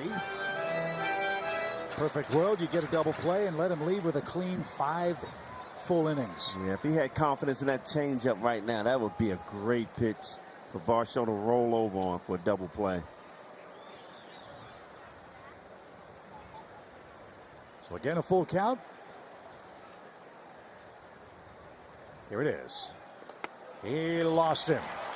So a hit and a walk. That might force the hand of Brian Snitker, and it will, as Spencer Strider will depart in the Arizona 5th. The kid pitched a great game. Just a great game. 7 strikeouts, 4 1/3 innings. He's down 1 run. He's only given up 4 hits. First big league start for Spencer Strider in Arizona tonight. Toyota. Visit your local Toyota dealers today. Toyota, let's go places. The Georgia Lottery. Today could be the day. And by Yellowwood. If it doesn't have this yellow tag, you don't want it. Great job by Spencer Strider. The Braves are only down a run, 2 on, 1 out in the bottom of the 5th inning. And Peter Moylan, with all these left-handed bats lined up in order for the Diamondbacks, the left-handed portion of the Braves bullpen takes on an extra added importance in Game 1 tonight. That's for sure. And Dylan Lee's been throwing the ball so well. A lot of fastballs so far, but obviously now we're going to see him throw a couple more innings, so maybe a more of an off-speed mix, but 30% curveballs and then occasional changeup as well. But as I said, he's been throwing the ball really, really well. Sorry, Peter. 5 of the next 6 hitters for Arizona are hitting left-handed. And as we wrap up the month of May tomorrow, the Braves bullpen this month has certainly beaten the pressure. That's our Coors Light beating the pressure feature. Look at what they've done on opponents' mounds this month. That's so impressive. It's so different when you come into a different stadium every 3 days and you've got to figure out the mound and you've got to figure out what it looks like from the bullpen coming in. Sometimes they're different, sometimes they're the same. So to have that kind of success tells me a lot. So Josh Rojas, the Arizona third baseman, is the hitter. He struck out twice against Spencer Strider, who finished with 7 of them in 4 1/3 innings. And that just missed outside. There's the curveball from Dylan. 1 ball, no strikes.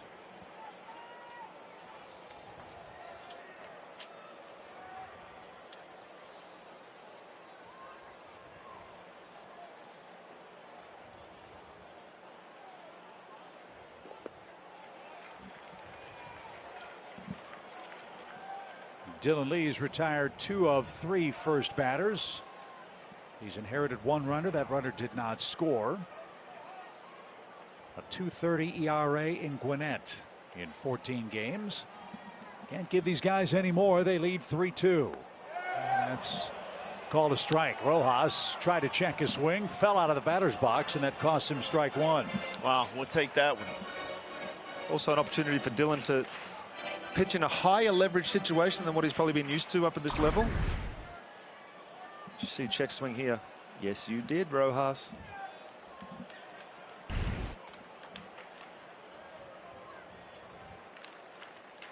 Two on, 1 out. And on the ground, right to Ozzie. Spears that. Second one. Dansby to first and dropped by Olsen.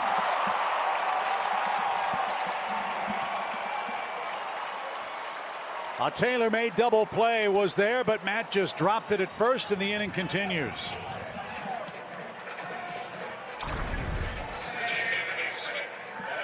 Good play by Ozzie with the backhand. Easy throw over to Dansby, and I don't know what happened right here.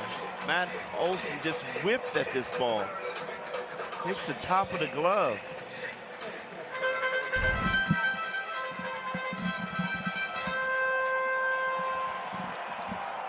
And that's where a manager has to sit there and say, is Matt Olsen taking his bat to the infield?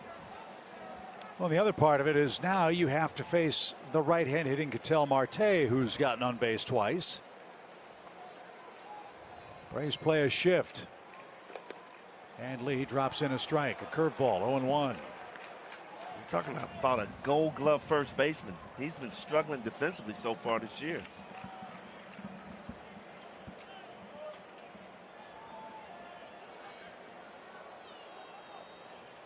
So instead of the inning over, more work for Dylan Lee here. 1 strike for the second baseman, Marte. And as Brian suggested earlier, and Peter too, can't give teams extra outs. Braves did that in the first inning. It cost him 3 runs. Lee way ahead now, trying to end this 5th and get d'Arnaud and company up in the 6th in a 1-run game.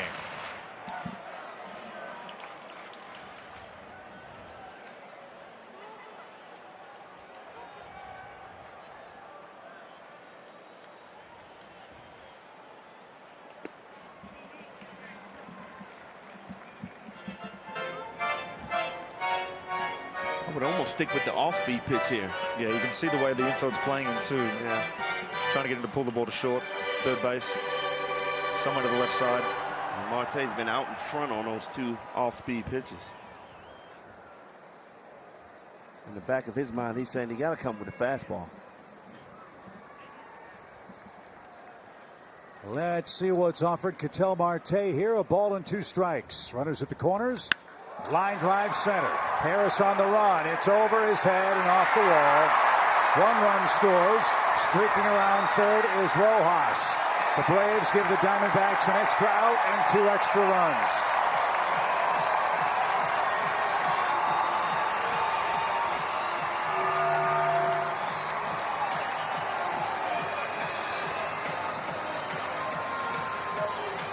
One of the 2 goes to Spencer Strider.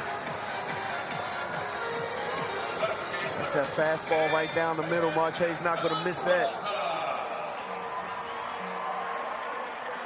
And that's, Peter, you know, it always happens. To be out of that inning, you make that mistake.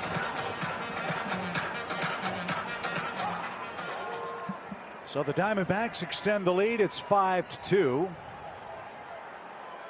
And David Peralta is the hitter. Peralta has doubled and scored. He's also grounded out. And that's a strike. It's 0-1.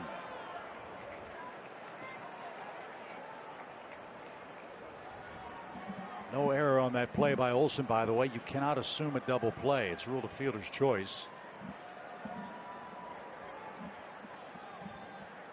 And that one is hammered down the right field line. That's going to be a run-scoring hit. A long single for Peralta. And a rough ride for Dylan Lee here in the 5th inning. Arizona now leads it 6-2. Good play by Adam Duvall, cutting this ball off, holding Peralta to a single here. Well, Peralta getting the job done, just riding the wave right now. Yeah, you get that momentum going. Wow. That curveball caught too much play. Peralta was able to drive it down the right field line.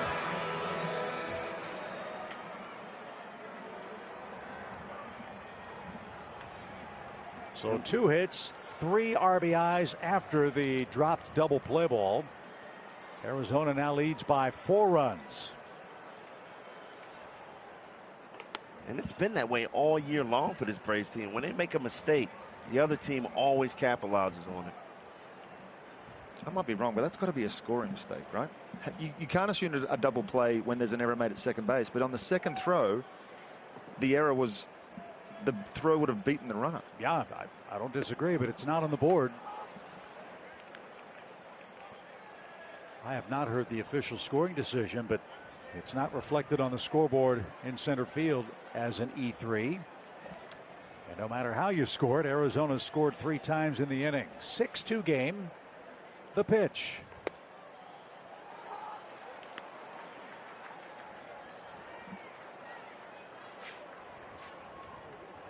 So standard operating procedure in baseball, you can't assume the double play. That's a break for Matt, but not for the Braves. Had it in his glove and couldn't squeeze it. 1-2 pitch. Great job by d'Arnaud blocking that ball.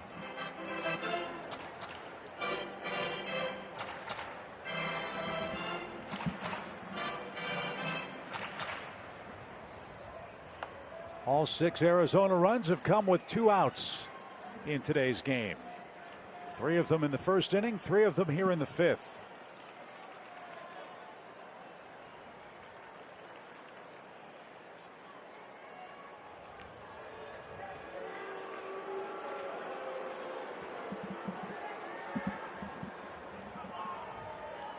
As I said, still plenty of baseball left.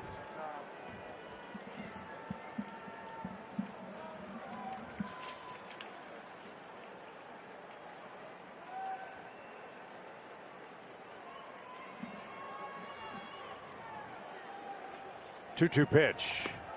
And that just missed. Dylan Lee has faced the requisite 3 hitters here. There's action for the Braves. Jesus Cruz, who was just called up from Gwinnett the other day, might be called upon next.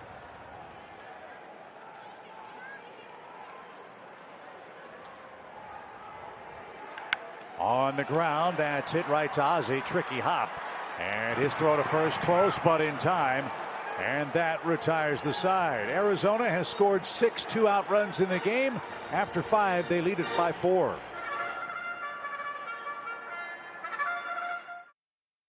It's brought to you by Xfinity. Supercharge your home with supersonic Wi-Fi. Unbeatable internet, only from Xfinity. Georgia Natural Gas. Live the greener life.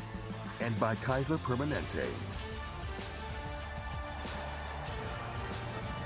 6 2-out runs for Arizona through 5 innings. To the 6th we go. Diamondbacks lead in Game 1 in their home Chase Field. Slide into summer at Truist Park as the Braves take on the Oakland A's June 7th and 8th and the Pittsburgh Pirates June 9th through the 12th. The homestand features exciting activities and experiences all week, like the CMT Hot Prospects pregame concert and Friday night fireworks on Friday the 10th.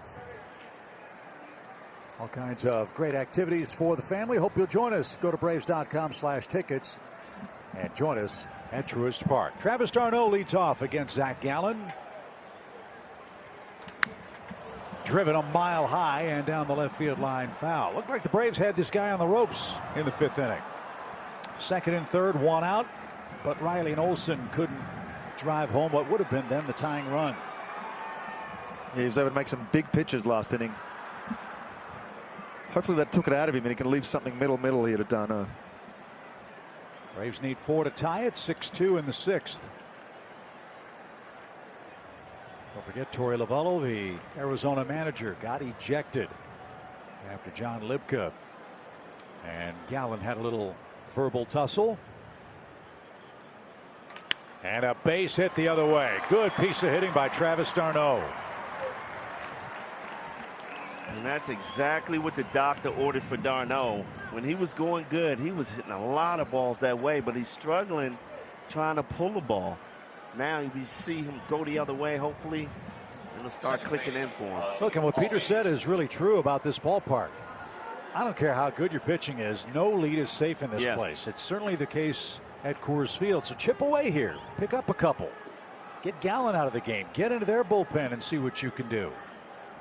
But when the Braves do that, at times, that's when they're at their best. Well, when we get those guys leading off, every inning we let off, we had a chance to score. Raleigh. Acuna walked. We had our chances. Didn't come through last inning. But here, another leadoff hit. Ozzie tried to hit one in the pool. Didn't get it.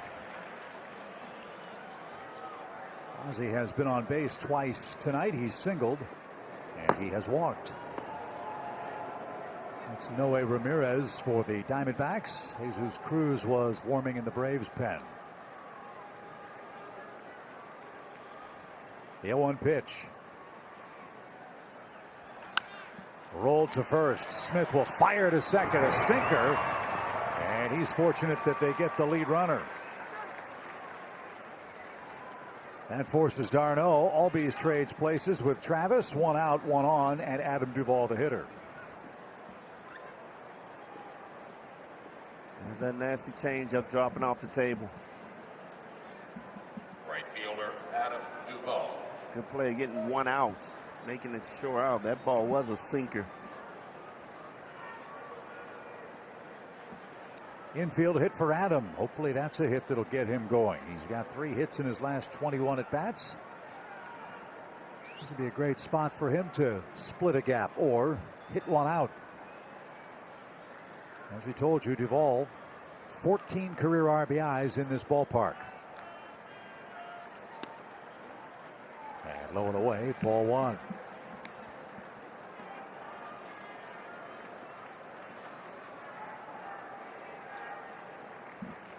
Like you said, Chet, we don't have to get them all back this inning. Just chip away. One inning, just back in here.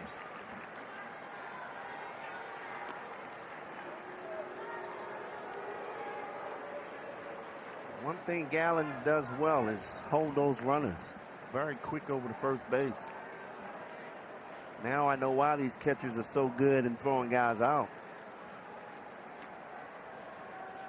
1-0 pitch. Ozzie leads at first. Adam Duvall fouls that off the dish back behind home plate. Even count for Adam at 1-1.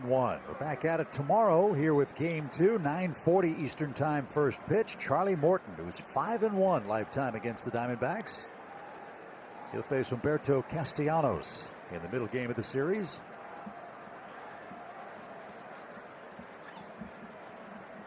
Braves live at 9 o'clock, I believe, back east. Still a ways to go tonight, though, as Duvall awaits a 1-1 pitch. Change-ups. Yeah, that's a tough pitch to pull, though. You know, he's just breaking down in a way. That's why you got to change your sights. And you know it's coming, and you can't do anything with it. He's thrown a ton of them tonight. Don't know the exact number, but that has been a really effective pitch for Zach Gallen, who was 4-10 last year. He's 3-0 this year. It has bent but not broken yet. He's allowed just 2 runs. The next coming to Adam Duvall. 1 ball, 2 strikes. That's headed to the right side into the upper deck.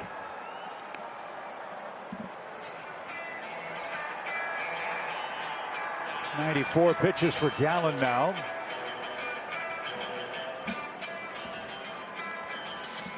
He's only thrown 100 or more pitches once this season. That was May 2nd against his former club, the Marlins.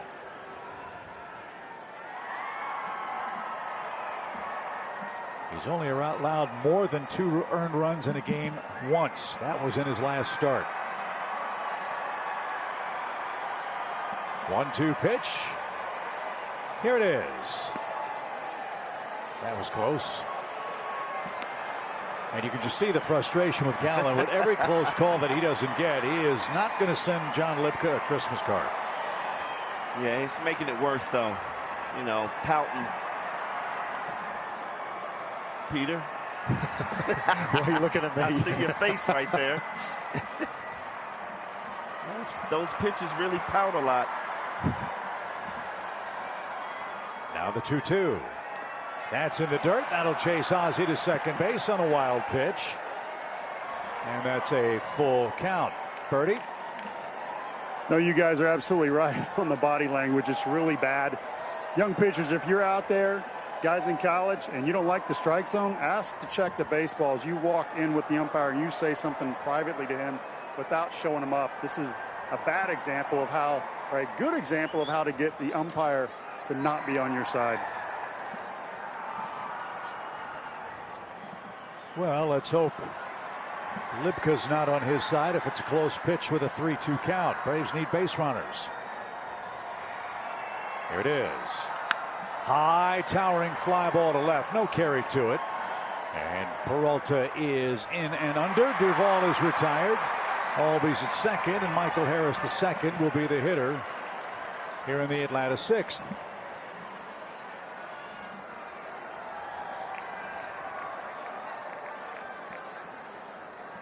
So 97 pitches for Gallen. Noe Ramirez was warming. Look down to the bullpen.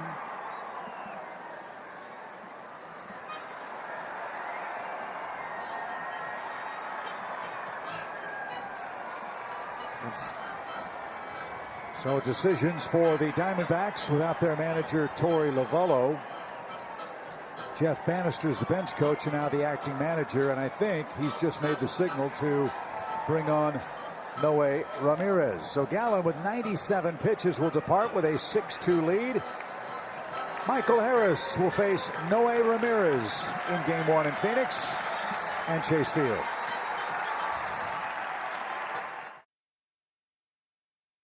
performance, 97 pitches. He leaves with a big lead.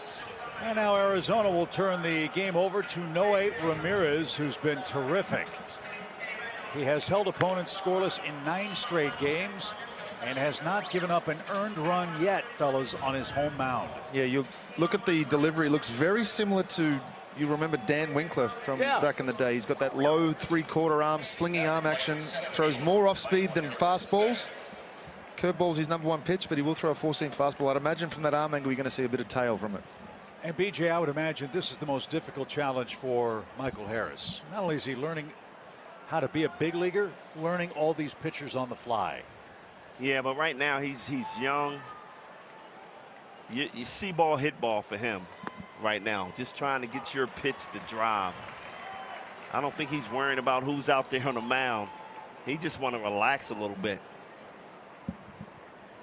He's grounded out twice. And bats with Ozzie Albies in scoring position. Atlanta's left 6 men on base in the first 5+ innings. And up and in.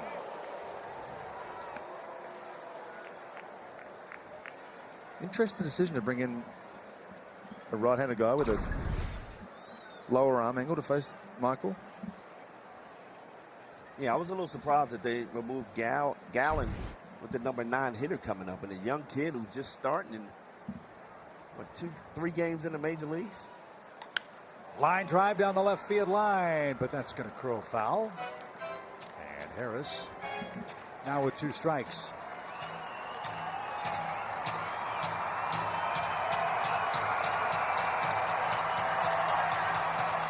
I think that changeup's the reason why he came in to face a lefty. Well, let's see if he throws it again ahead in the count.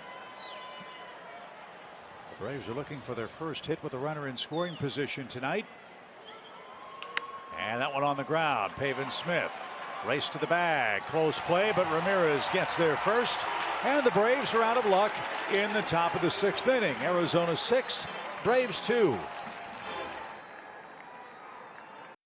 Diamondbacks lead game 1, 6-2. If you thought about becoming a Braves A-list season ticket member, but you're not sure what location's best for you, well, the Fielder's Choice Ticket Plan offers the chance to have a Braves ticket bank that you can redeem for any number of tickets to any game of your choosing. You'll also get a 20% savings off gate ticket prices. Learn more and see all of your options at Braves.com/Fielder's Choice.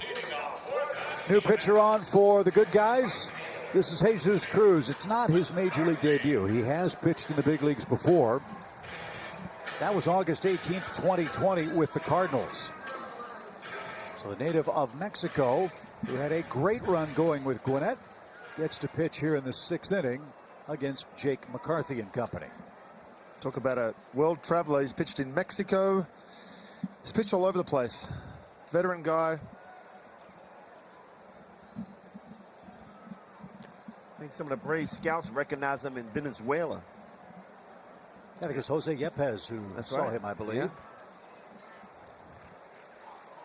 Having a great year in Gwinnett. McCarthy, Thomas Perdomo coming up for Arizona. As that's popped back toward us.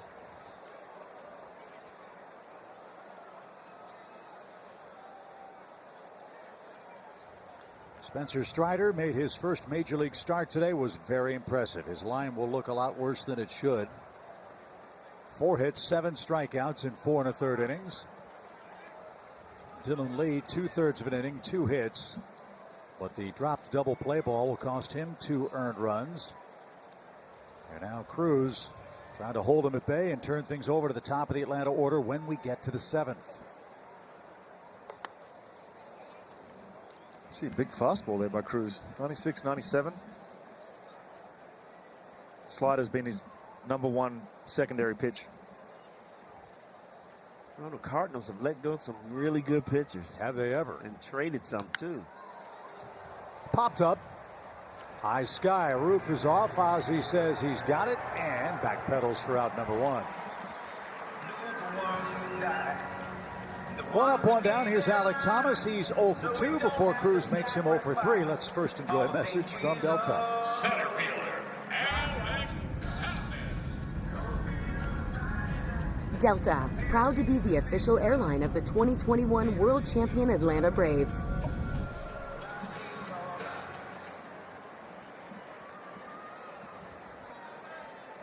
Alek Thomas, the #1 rated Arizona prospect. Didn't get that. It's 0-1. Their AAA team is in Reno. Their AA team is in Amarillo, the Sod Poodles.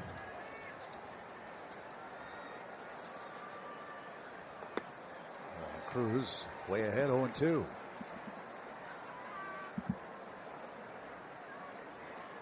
Pulled off that pitch pretty bad. Yeah, it's a slider. Really nice pitch.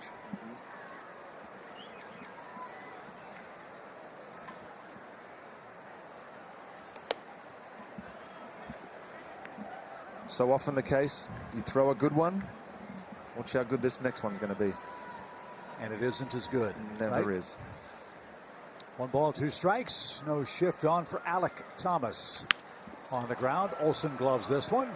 Race to the bag, and Cruz got there just ahead of Alek Thomas. Nice play, 2 outs. Well, we know Alek Thomas can run. Boy, did he get down that line. I think Cruz was saving some energy by just making it a bang-bang play over there. Made it real close. For a first baseman who makes this play, it's almost like, all right, I got to time this guy. He's not running too fast. Where do you want the ball? Do you want it to the bag or do you want it to your chest? Right, it's tough, but as I'm running, I want it at my chest. At your chest. I'm good enough an athlete that I can adjust, obviously, but preferably at the chest. I'm embarrassed that I didn't think of that when I asked that very silly question as Perdomo digs in and takes a strike. Well, I saw a couple of your great athletic plays. I hope we show them video one of these days. You think I'm ever going to let those videos get out? Back our way. Hey. And into the Braves radio booth. Joe Simpson didn't move.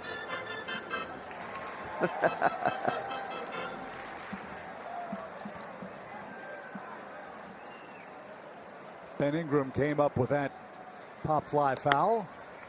He didn't catch it cleanly, though. Oh, he's going to claim he did, though.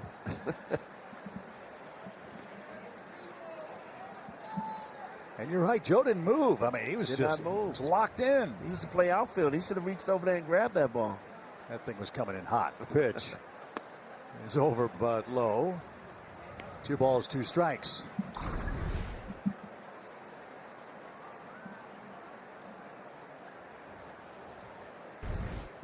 Wow, Joe Simpson. Nerves of steel. That's inside. Oh, Cruz thought he had him struck out. Now it's the Braves' turn to question the Libka strike zone. Full count.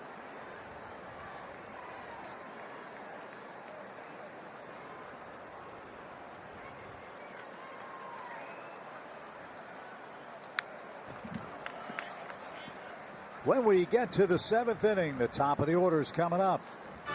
Acuna, Swanson, Ozuna, Riley. First 4, we hope. Braves led in the first inning 1-0.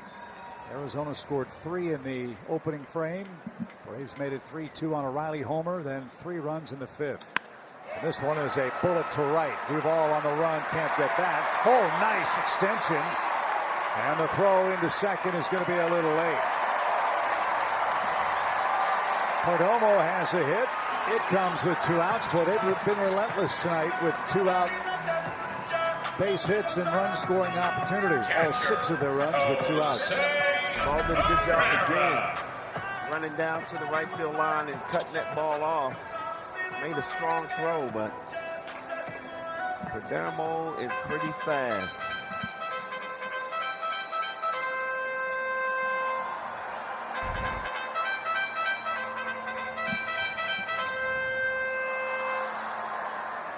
So here's Herrera, the 9th place hitter.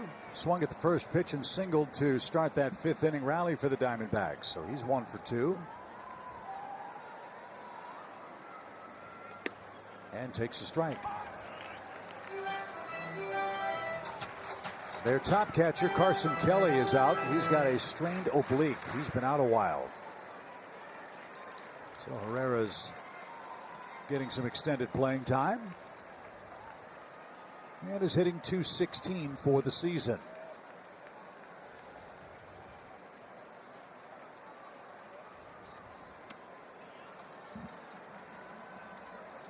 Mentioned for Cruz, this is his second major league game. He's had to wait a while till he got a follow-up.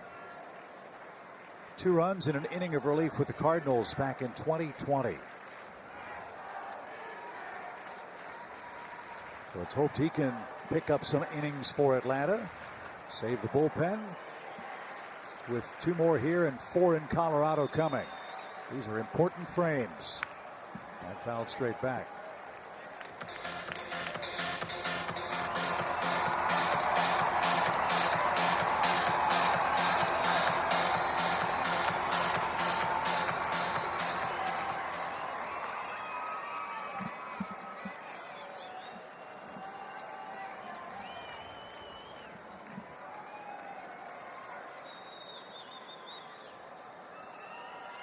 Pitch number 20. Here it is. It's 2-2.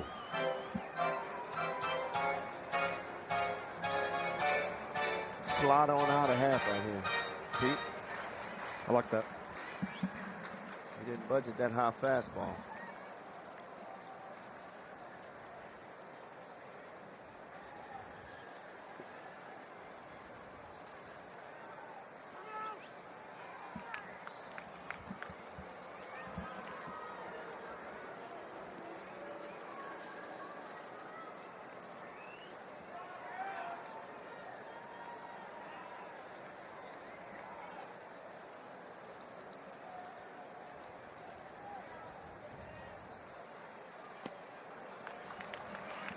Went for it.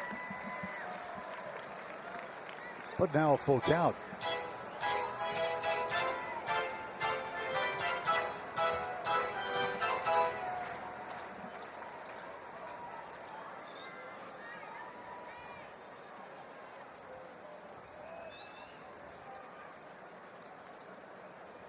Here it is. And a high fastball against Herrera and gets the Braves out of the 6th inning. All right, Braves country, let's get our rally caps on, shall we? Top of the order coming up. Ronald Acuna Jr. will lead things off in a 6-2 Arizona game.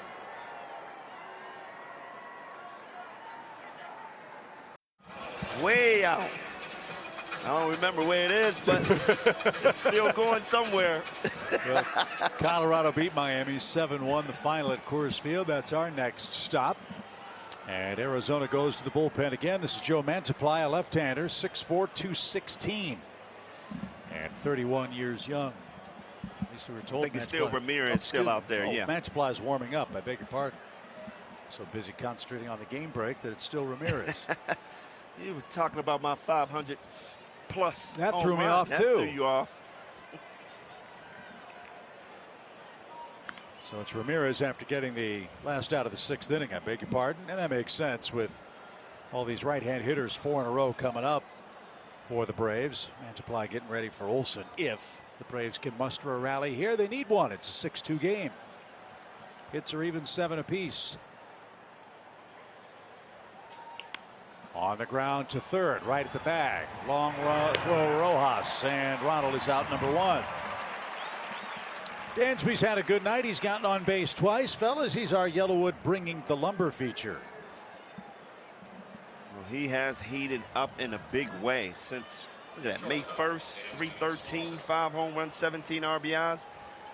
Guys, I think he was leading in RBIs, and just a couple of weeks ago, we would have said no way. But he's been that good. Great homestand, 13 hits. He started the road trip with a bullet base hit in the 1st inning. Braves led 1-0, but Arizona's been very tough with 2 outs. All 6 of their runs with 2 outs so far tonight. And look, guys, I mean, we always talk about Swanson being a streaky hitter. If he can just put together the rest of this year, being consistent, he could be one of the best shortstops in the game. Defensively, clearly he's at the top. Last year, 28 home runs?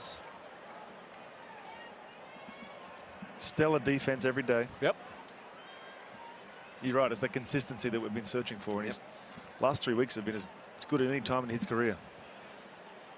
Swanson, a .271 hitter now.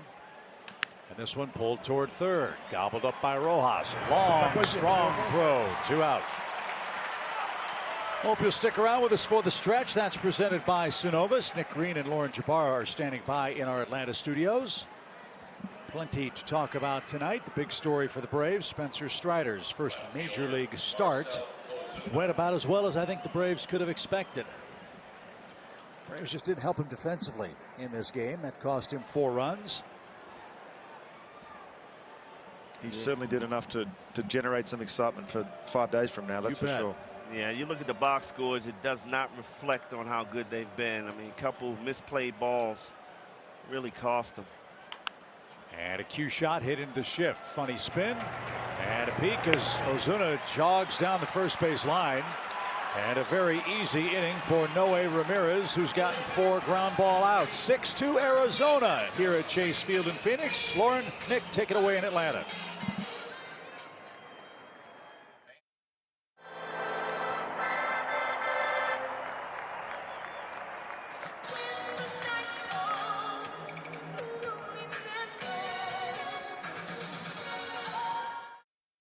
In Atlanta, here it's Arizona 6, the Braves 2, heading to the home half of our 7th inning. This is a somber and special day. On this Memorial Day, baseball pauses to remember those brave men and women who made the ultimate sacrifice in service to our country. Go to MLBcommunity.org to learn more about how you can support military families grieving the loss of a loved one. Top of the order for Arizona versus Will Smith, who will be the 4th Brave to pitch in Game 1 tonight. And as we said, with all these left-handed bats, the lefties are going to see a lot of action, BJ, you'd figure, in this 3-game series. Lee and Smith, the first 2 called upon by Snit tonight. Yeah, but to be honest, the first game of this road trip, you don't want to see as many bullpen guys as we've seen so far this game. But, you know, after the last outing of Will Smith, you want to see if he can correct some of the mistakes he's made and get back to being Will Smith, being aggressive with that fastball, which he's been throwing a lot of sliders and curveballs, Peter. Yeah, he has. It's almost like he's a bit gun-shy to go to that fastball, which made him so effective down the stretch last year. Dalton Varsho has struck out twice, walked once. And hits this one a mile high to right, but he got under it. Duvall shy of the track in front of the pool, makes short work of that. And there is out number 1. There is action in the Arizona bullpen. Ian Kennedy is getting ready. Their closer is a former Brave, Mark Melanson. So Kennedy appears to be getting ready for the Atlanta 8 with Riley Olsen and d'Arnaud scheduled. Melanson still getting it done. It's amazing, isn't it? Closer. Josh Rojas has scored a run. There you go. 94 on that wheel. He pitched 4 days ago and faced 2 batters, gave up a hit and got an out. Prior to that, May 24th was Will's last full inning. So he got to be pretty fresh. And that, as you said, 94-mile-an-hour fastball. Here's he is.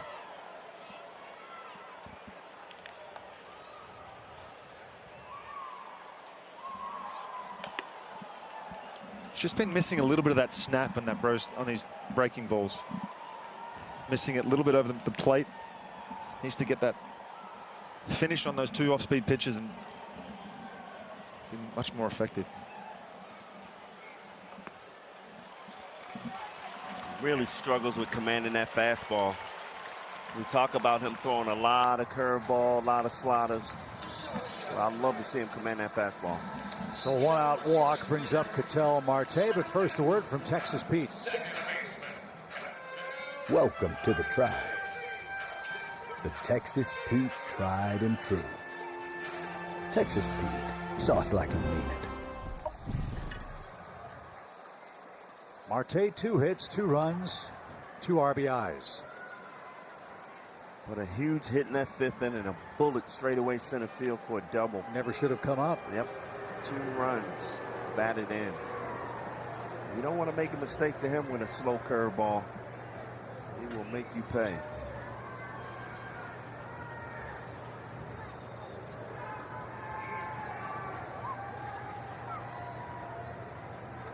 Oh. A healthy cut, didn't get it. Strike 1. That was that curveball. Perfect placement. That's where you want to see that pitch. And you can almost see Marte was waiting on that pitch. He just missed it.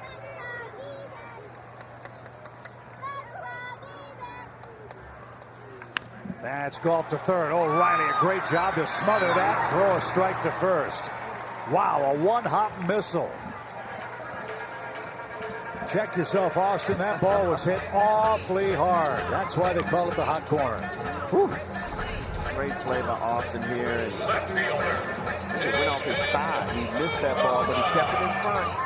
If you're teaching kids today, this is why you get in front of the ball, knock it down, and you still got a chance to make the play. But there again, Peter, Marte was waiting for that curveball. Yeah, that was going to be a tough turn anyway because of the shift we were playing in. You can see Ozzie sprinting to the base. He's going to have to hit Ozzie on the run. So David Peralta, lefty-lefty matchup here. Peralta has 2 hits. This one right up the middle, and Dansby in perfect position. And Will Smith a scoreless 7th inning. To the 8th we go. Braves down 4 in game 1.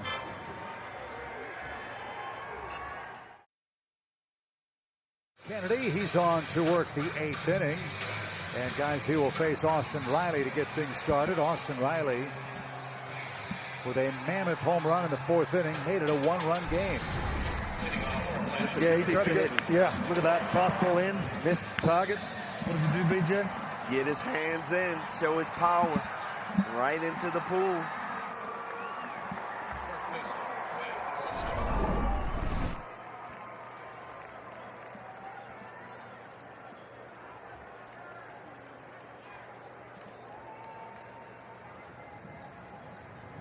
Only one bit of history with Austin Riley and Ian Kennedy. Austin's 0 for 1 against him.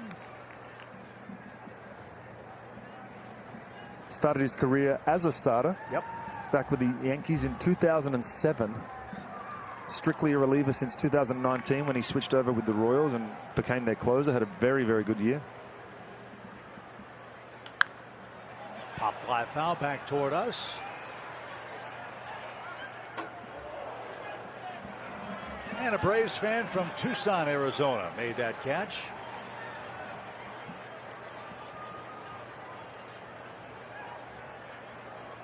They have come from all across the Southwest to see the Braves here in Phoenix tonight and for the next 2 days.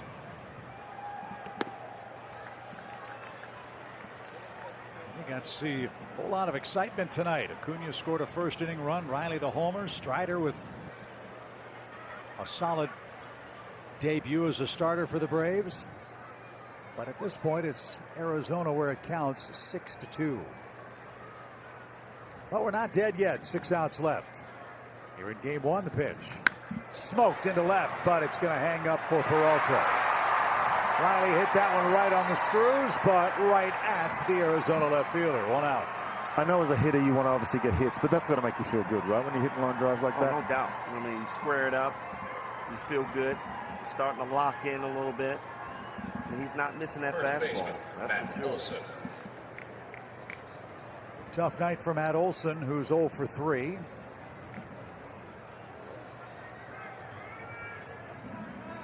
And the defensive mistake in the 3-run Arizona 5th. Let's see if he can get something started with 1 out.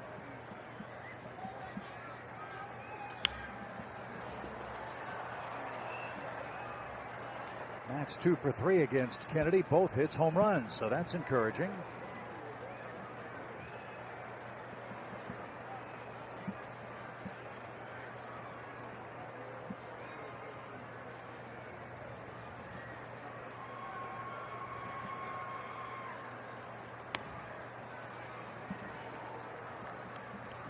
he's done his best work with nobody on base.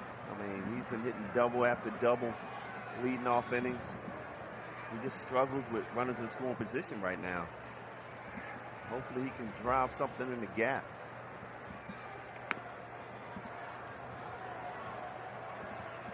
Again, there's only a small bit of history between these two men, Peter, but as a pitcher, do you know that Olson's 2 hits are homers? Every single homer I've given up, I remember. Really? Oh, yeah. How do you guys do that? Because we care. I don't know how you don't do it, BJ.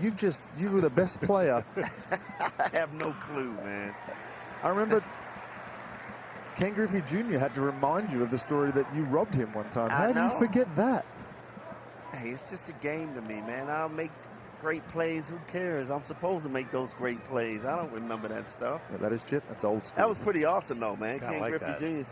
told me I robbed him, and then we showed it. That was, wow. Olson the other way. That's served into the left field corner. And Olson is on his way to second. He'll stop there with his 21st double of the year. So there's the start. He's just a double machine with nobody on. He let that ball get deep, go the other way. Look like he had a plan here. Yeah. They've been throwing him away. He's so strong. So easy for him. Just put the ball in play. You can tell there's a level of frustration building for him too, though. Even after that double, he knows that, he's had opportunities over the last couple of days to get some big hits, and I'm sure he's telling himself, it'll come, but there's got to be a level of frustration there. Yeah, he wishes that happened in the 5th inning, right? Right, and that, and as a player, sometimes you take that to the field. You're thinking about it, and we saw him miss that ball on the double play. I mean, if you're going good, you're not missing that ball. Believe me. So 1 on, 1 out. Travis d'Arnaud, a base hit. He served the ball between first and second base. They stay out of the shift for d'Arnaud now. And this one is hit to the shortstop. Nice convenient hop for Perdomo. And that's the second out. Peter, you know how many home runs you gave up in the major leagues? Oh, man, now you're going to test me. One, then? Is this one? Absolutely not. I would say probably 22. You're low. Sorry, 30. Wow, Chip. You Maybe really called them out. I like it. We'd have you go through the list, but we're running out of time. There's 2 outs in the inning. I'm sure Frenchie will bring them all up next time he's on the broadcast. Yep. We're just here to help, buddy. Here's Ozzie Albies with Olson in second. 6-2 game. One of them was actually here. I'm not sure if you remember it. Nate McLough and Jason Hayward collided in right center field. And you had a long streak, right? I didn't know at the time, but I had a long homerless streak going, and we actually eventually lost that game. So when the reporters asked me questions afterwards, I was expecting them to say, hey, you lost the game. What happened? But they said, well, you ended the streak. And I had no idea. It was a homerless streak that ended with a collision and an inside the park home run from Manny Parra here at Manny Parra. Remember him? That's the Shark Man, right? That's Baby Shark. Yeah, Baby Shark. Baby Shark. Feel free to sing if you want. Please don't. 2 balls, no strikes. Come on, we need a base hit, score a run here. Yeah, get a little momentum back and make it a little tighter. 2 balls and a strike. Sun's not quite yet set here in Phoenix. Twilight hours. It's a few minutes until 8 o'clock local time. This is excellent weather. Oh, my goodness. 2-1 pitch. Nope. 3 balls and a strike. Yeah, temperature in the mid-90s. 11% humidity. It'll be a little warmer tomorrow. I'm hearing triple digits. Yeah, I might not be walking the streets in the morning tomorrow. Go early and stay hydrated. 3 balls and a strike. 6-2 Arizona. The pitch. Made him throw a strike. If anybody's never been to Arizona and they want to see what it feels like to walk the streets in 100 degrees, just walk around with a hairdryer blowing in your face constantly. Yeah, hot. That's right. Hairdryer. That's right.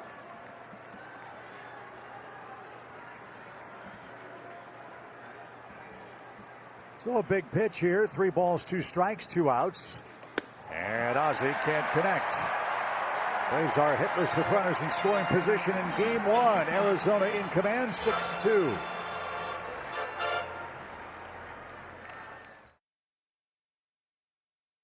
It's Green Machine game summary. After the first two hitters, looked like we were going to have a lot of fun. We scored a first inning run, but after that, things haven't gone as well as we hoped. No, when we score first, Chip, we normally do a great job afterwards, but it just didn't happen. You got to make plays that you're supposed to make, and we didn't do that tonight.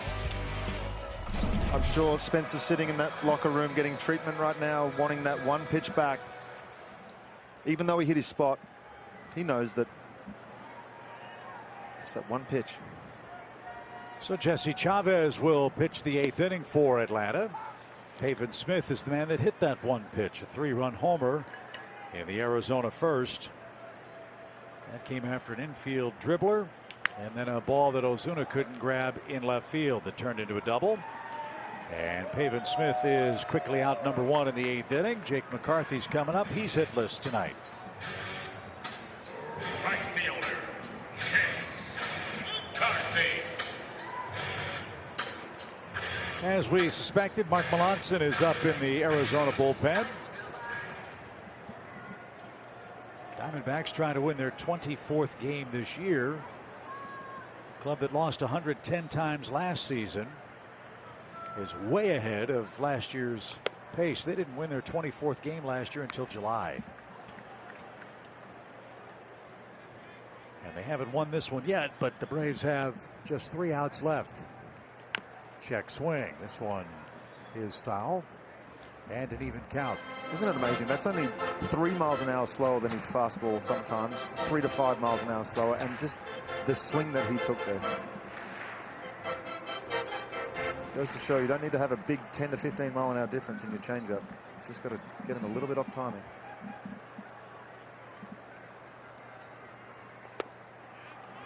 He went. It's 1-2.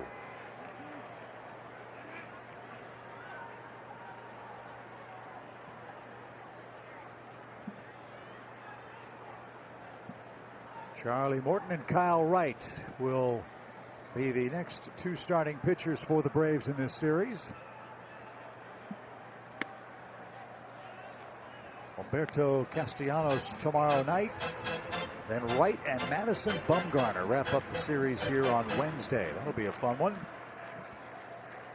The 2-2. Struck him out. Jesse Chavez paints the black. That was pretty. 2 up, 2 down. I'm sure Kyle is extremely excited about missing Colorado. Great pitch here by Jesse. We just mentioned the changeup. He just went straight fastball, dotted on the outside corner.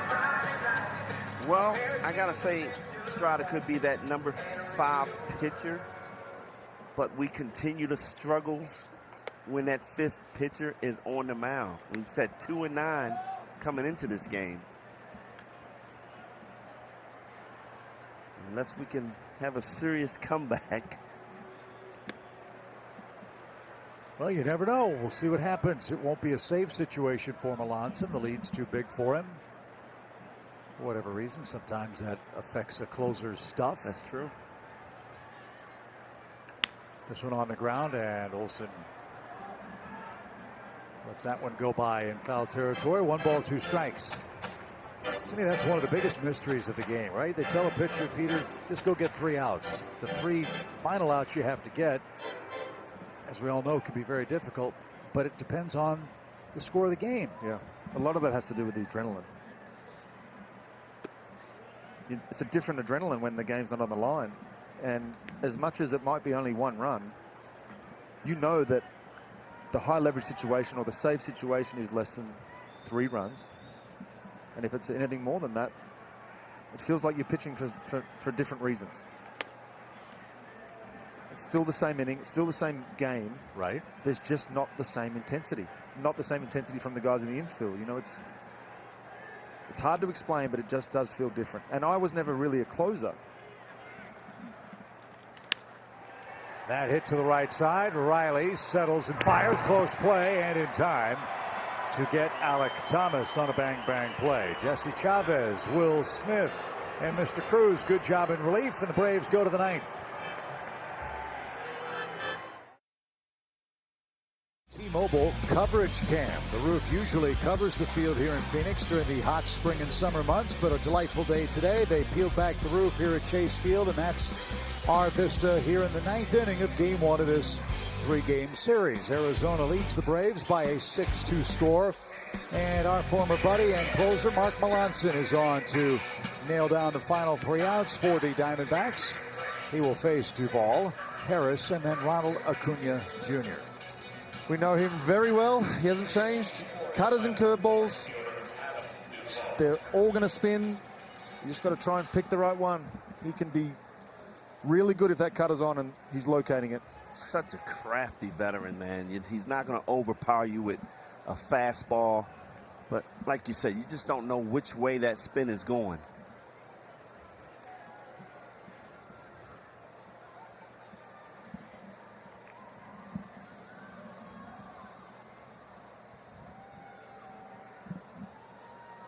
Adam Duvall will get things started for the Braves here in the 9th inning. 1 pitch and a fly ball toward right. And Melancon has the first out in the 9th inning. William Contreras is on deck. Appears he's going to pinch hit for Michael Harris here in the top of the 9th inning. Let's pause quickly for a word from Landmark. Landmark Morrow's Memorial Day sales event. Giant selection, giant savings, giant trade cash this week only. Always the best deal, always. So Contreras has been a terrific hitter for the Braves, whether he's behind the plate or serving as the designated hitter. He's got his hands full with Melancon here in the 9th inning. Harris went 0 for 3 in his first road game as a big leaguer. And Melancon misses upstairs. Mark did a great job with the Braves. 2 years here in Atlanta, .330 ERA, 22 saves. He only walked 9 guys in 46 games. Yeah. I mean, I loved him as a closer. Kind of a different closer. You expect the guy to come in and power guys down, but he was one of those pitchers that keeps you off balance. Mark Melancon's got 254 major league saves and a career .289 ERA. That's impressive. He went on a run at Pittsburgh that was really impressive. Yeah, 33, 51, 47 saves, then 30. For 4 years, you're right, Peter. He was state-of-the-art in the National League. And here with the Diamondbacks, already 10 saves.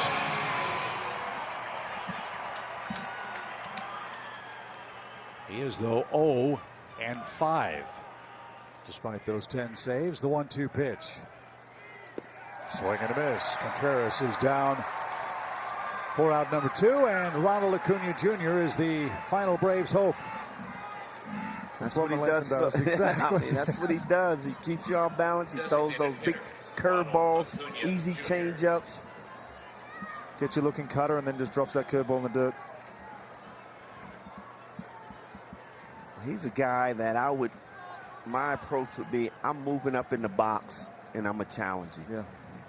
I'm going to make that changeup up in the zone and take my chances. Ronald, the Braves DH today. He's singled, walked, and scored a run. There's that cutter, and Ronald could not connect.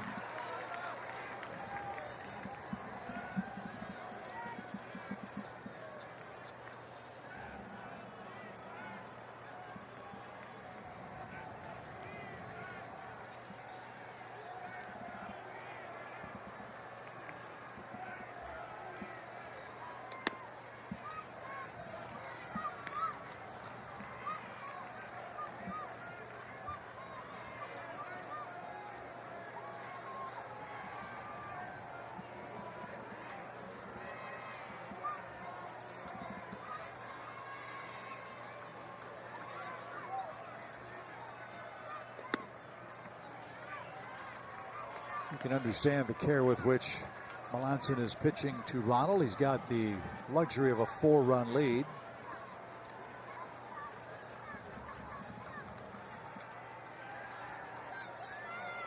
2 outs on 8 pitches. And the right-hander rocks on the rubber. Here it is. Fly ball straightaway center. And Thomas is there, and the Diamondbacks win game 1 of the series. Final score, Arizona 6, the Braves 2. Your thoughts, fellas? Well, for me, you look at Strada's performance. I felt like he pitched really well. You know, defense wins ball game. We were not able to make defensive plays. Dylan Lee comes in. He gets the ground ball for the double play. We don't make the play. We don't catch the ball. Cost us some runs, important runs, and you just can't do that. Yeah. So we got to bounce back tomorrow. I think the positive sign is you look at what Spencer was able to do despite that one bad pitch that he made, 3-run home run to Pavin Smith. But as I said earlier in the game, I'm very excited to see what he can do in the next 5 days. And we're very excited to see Charlie Morton get the ball tomorrow in game 2 of the series. Humberto Castellanos will be his opponent. Our coverage begins at 9 o'clock Eastern time on Bally Sports South, as the Braves will try to even up this series at a game apiece. Fellas, enjoyed it. Let's get back in the win column tomorrow. See you here tomorrow. For Peter, for Brian, for Paul Burt, Chip Carey, stick around. Braves Live, presented by Xfinity, is next.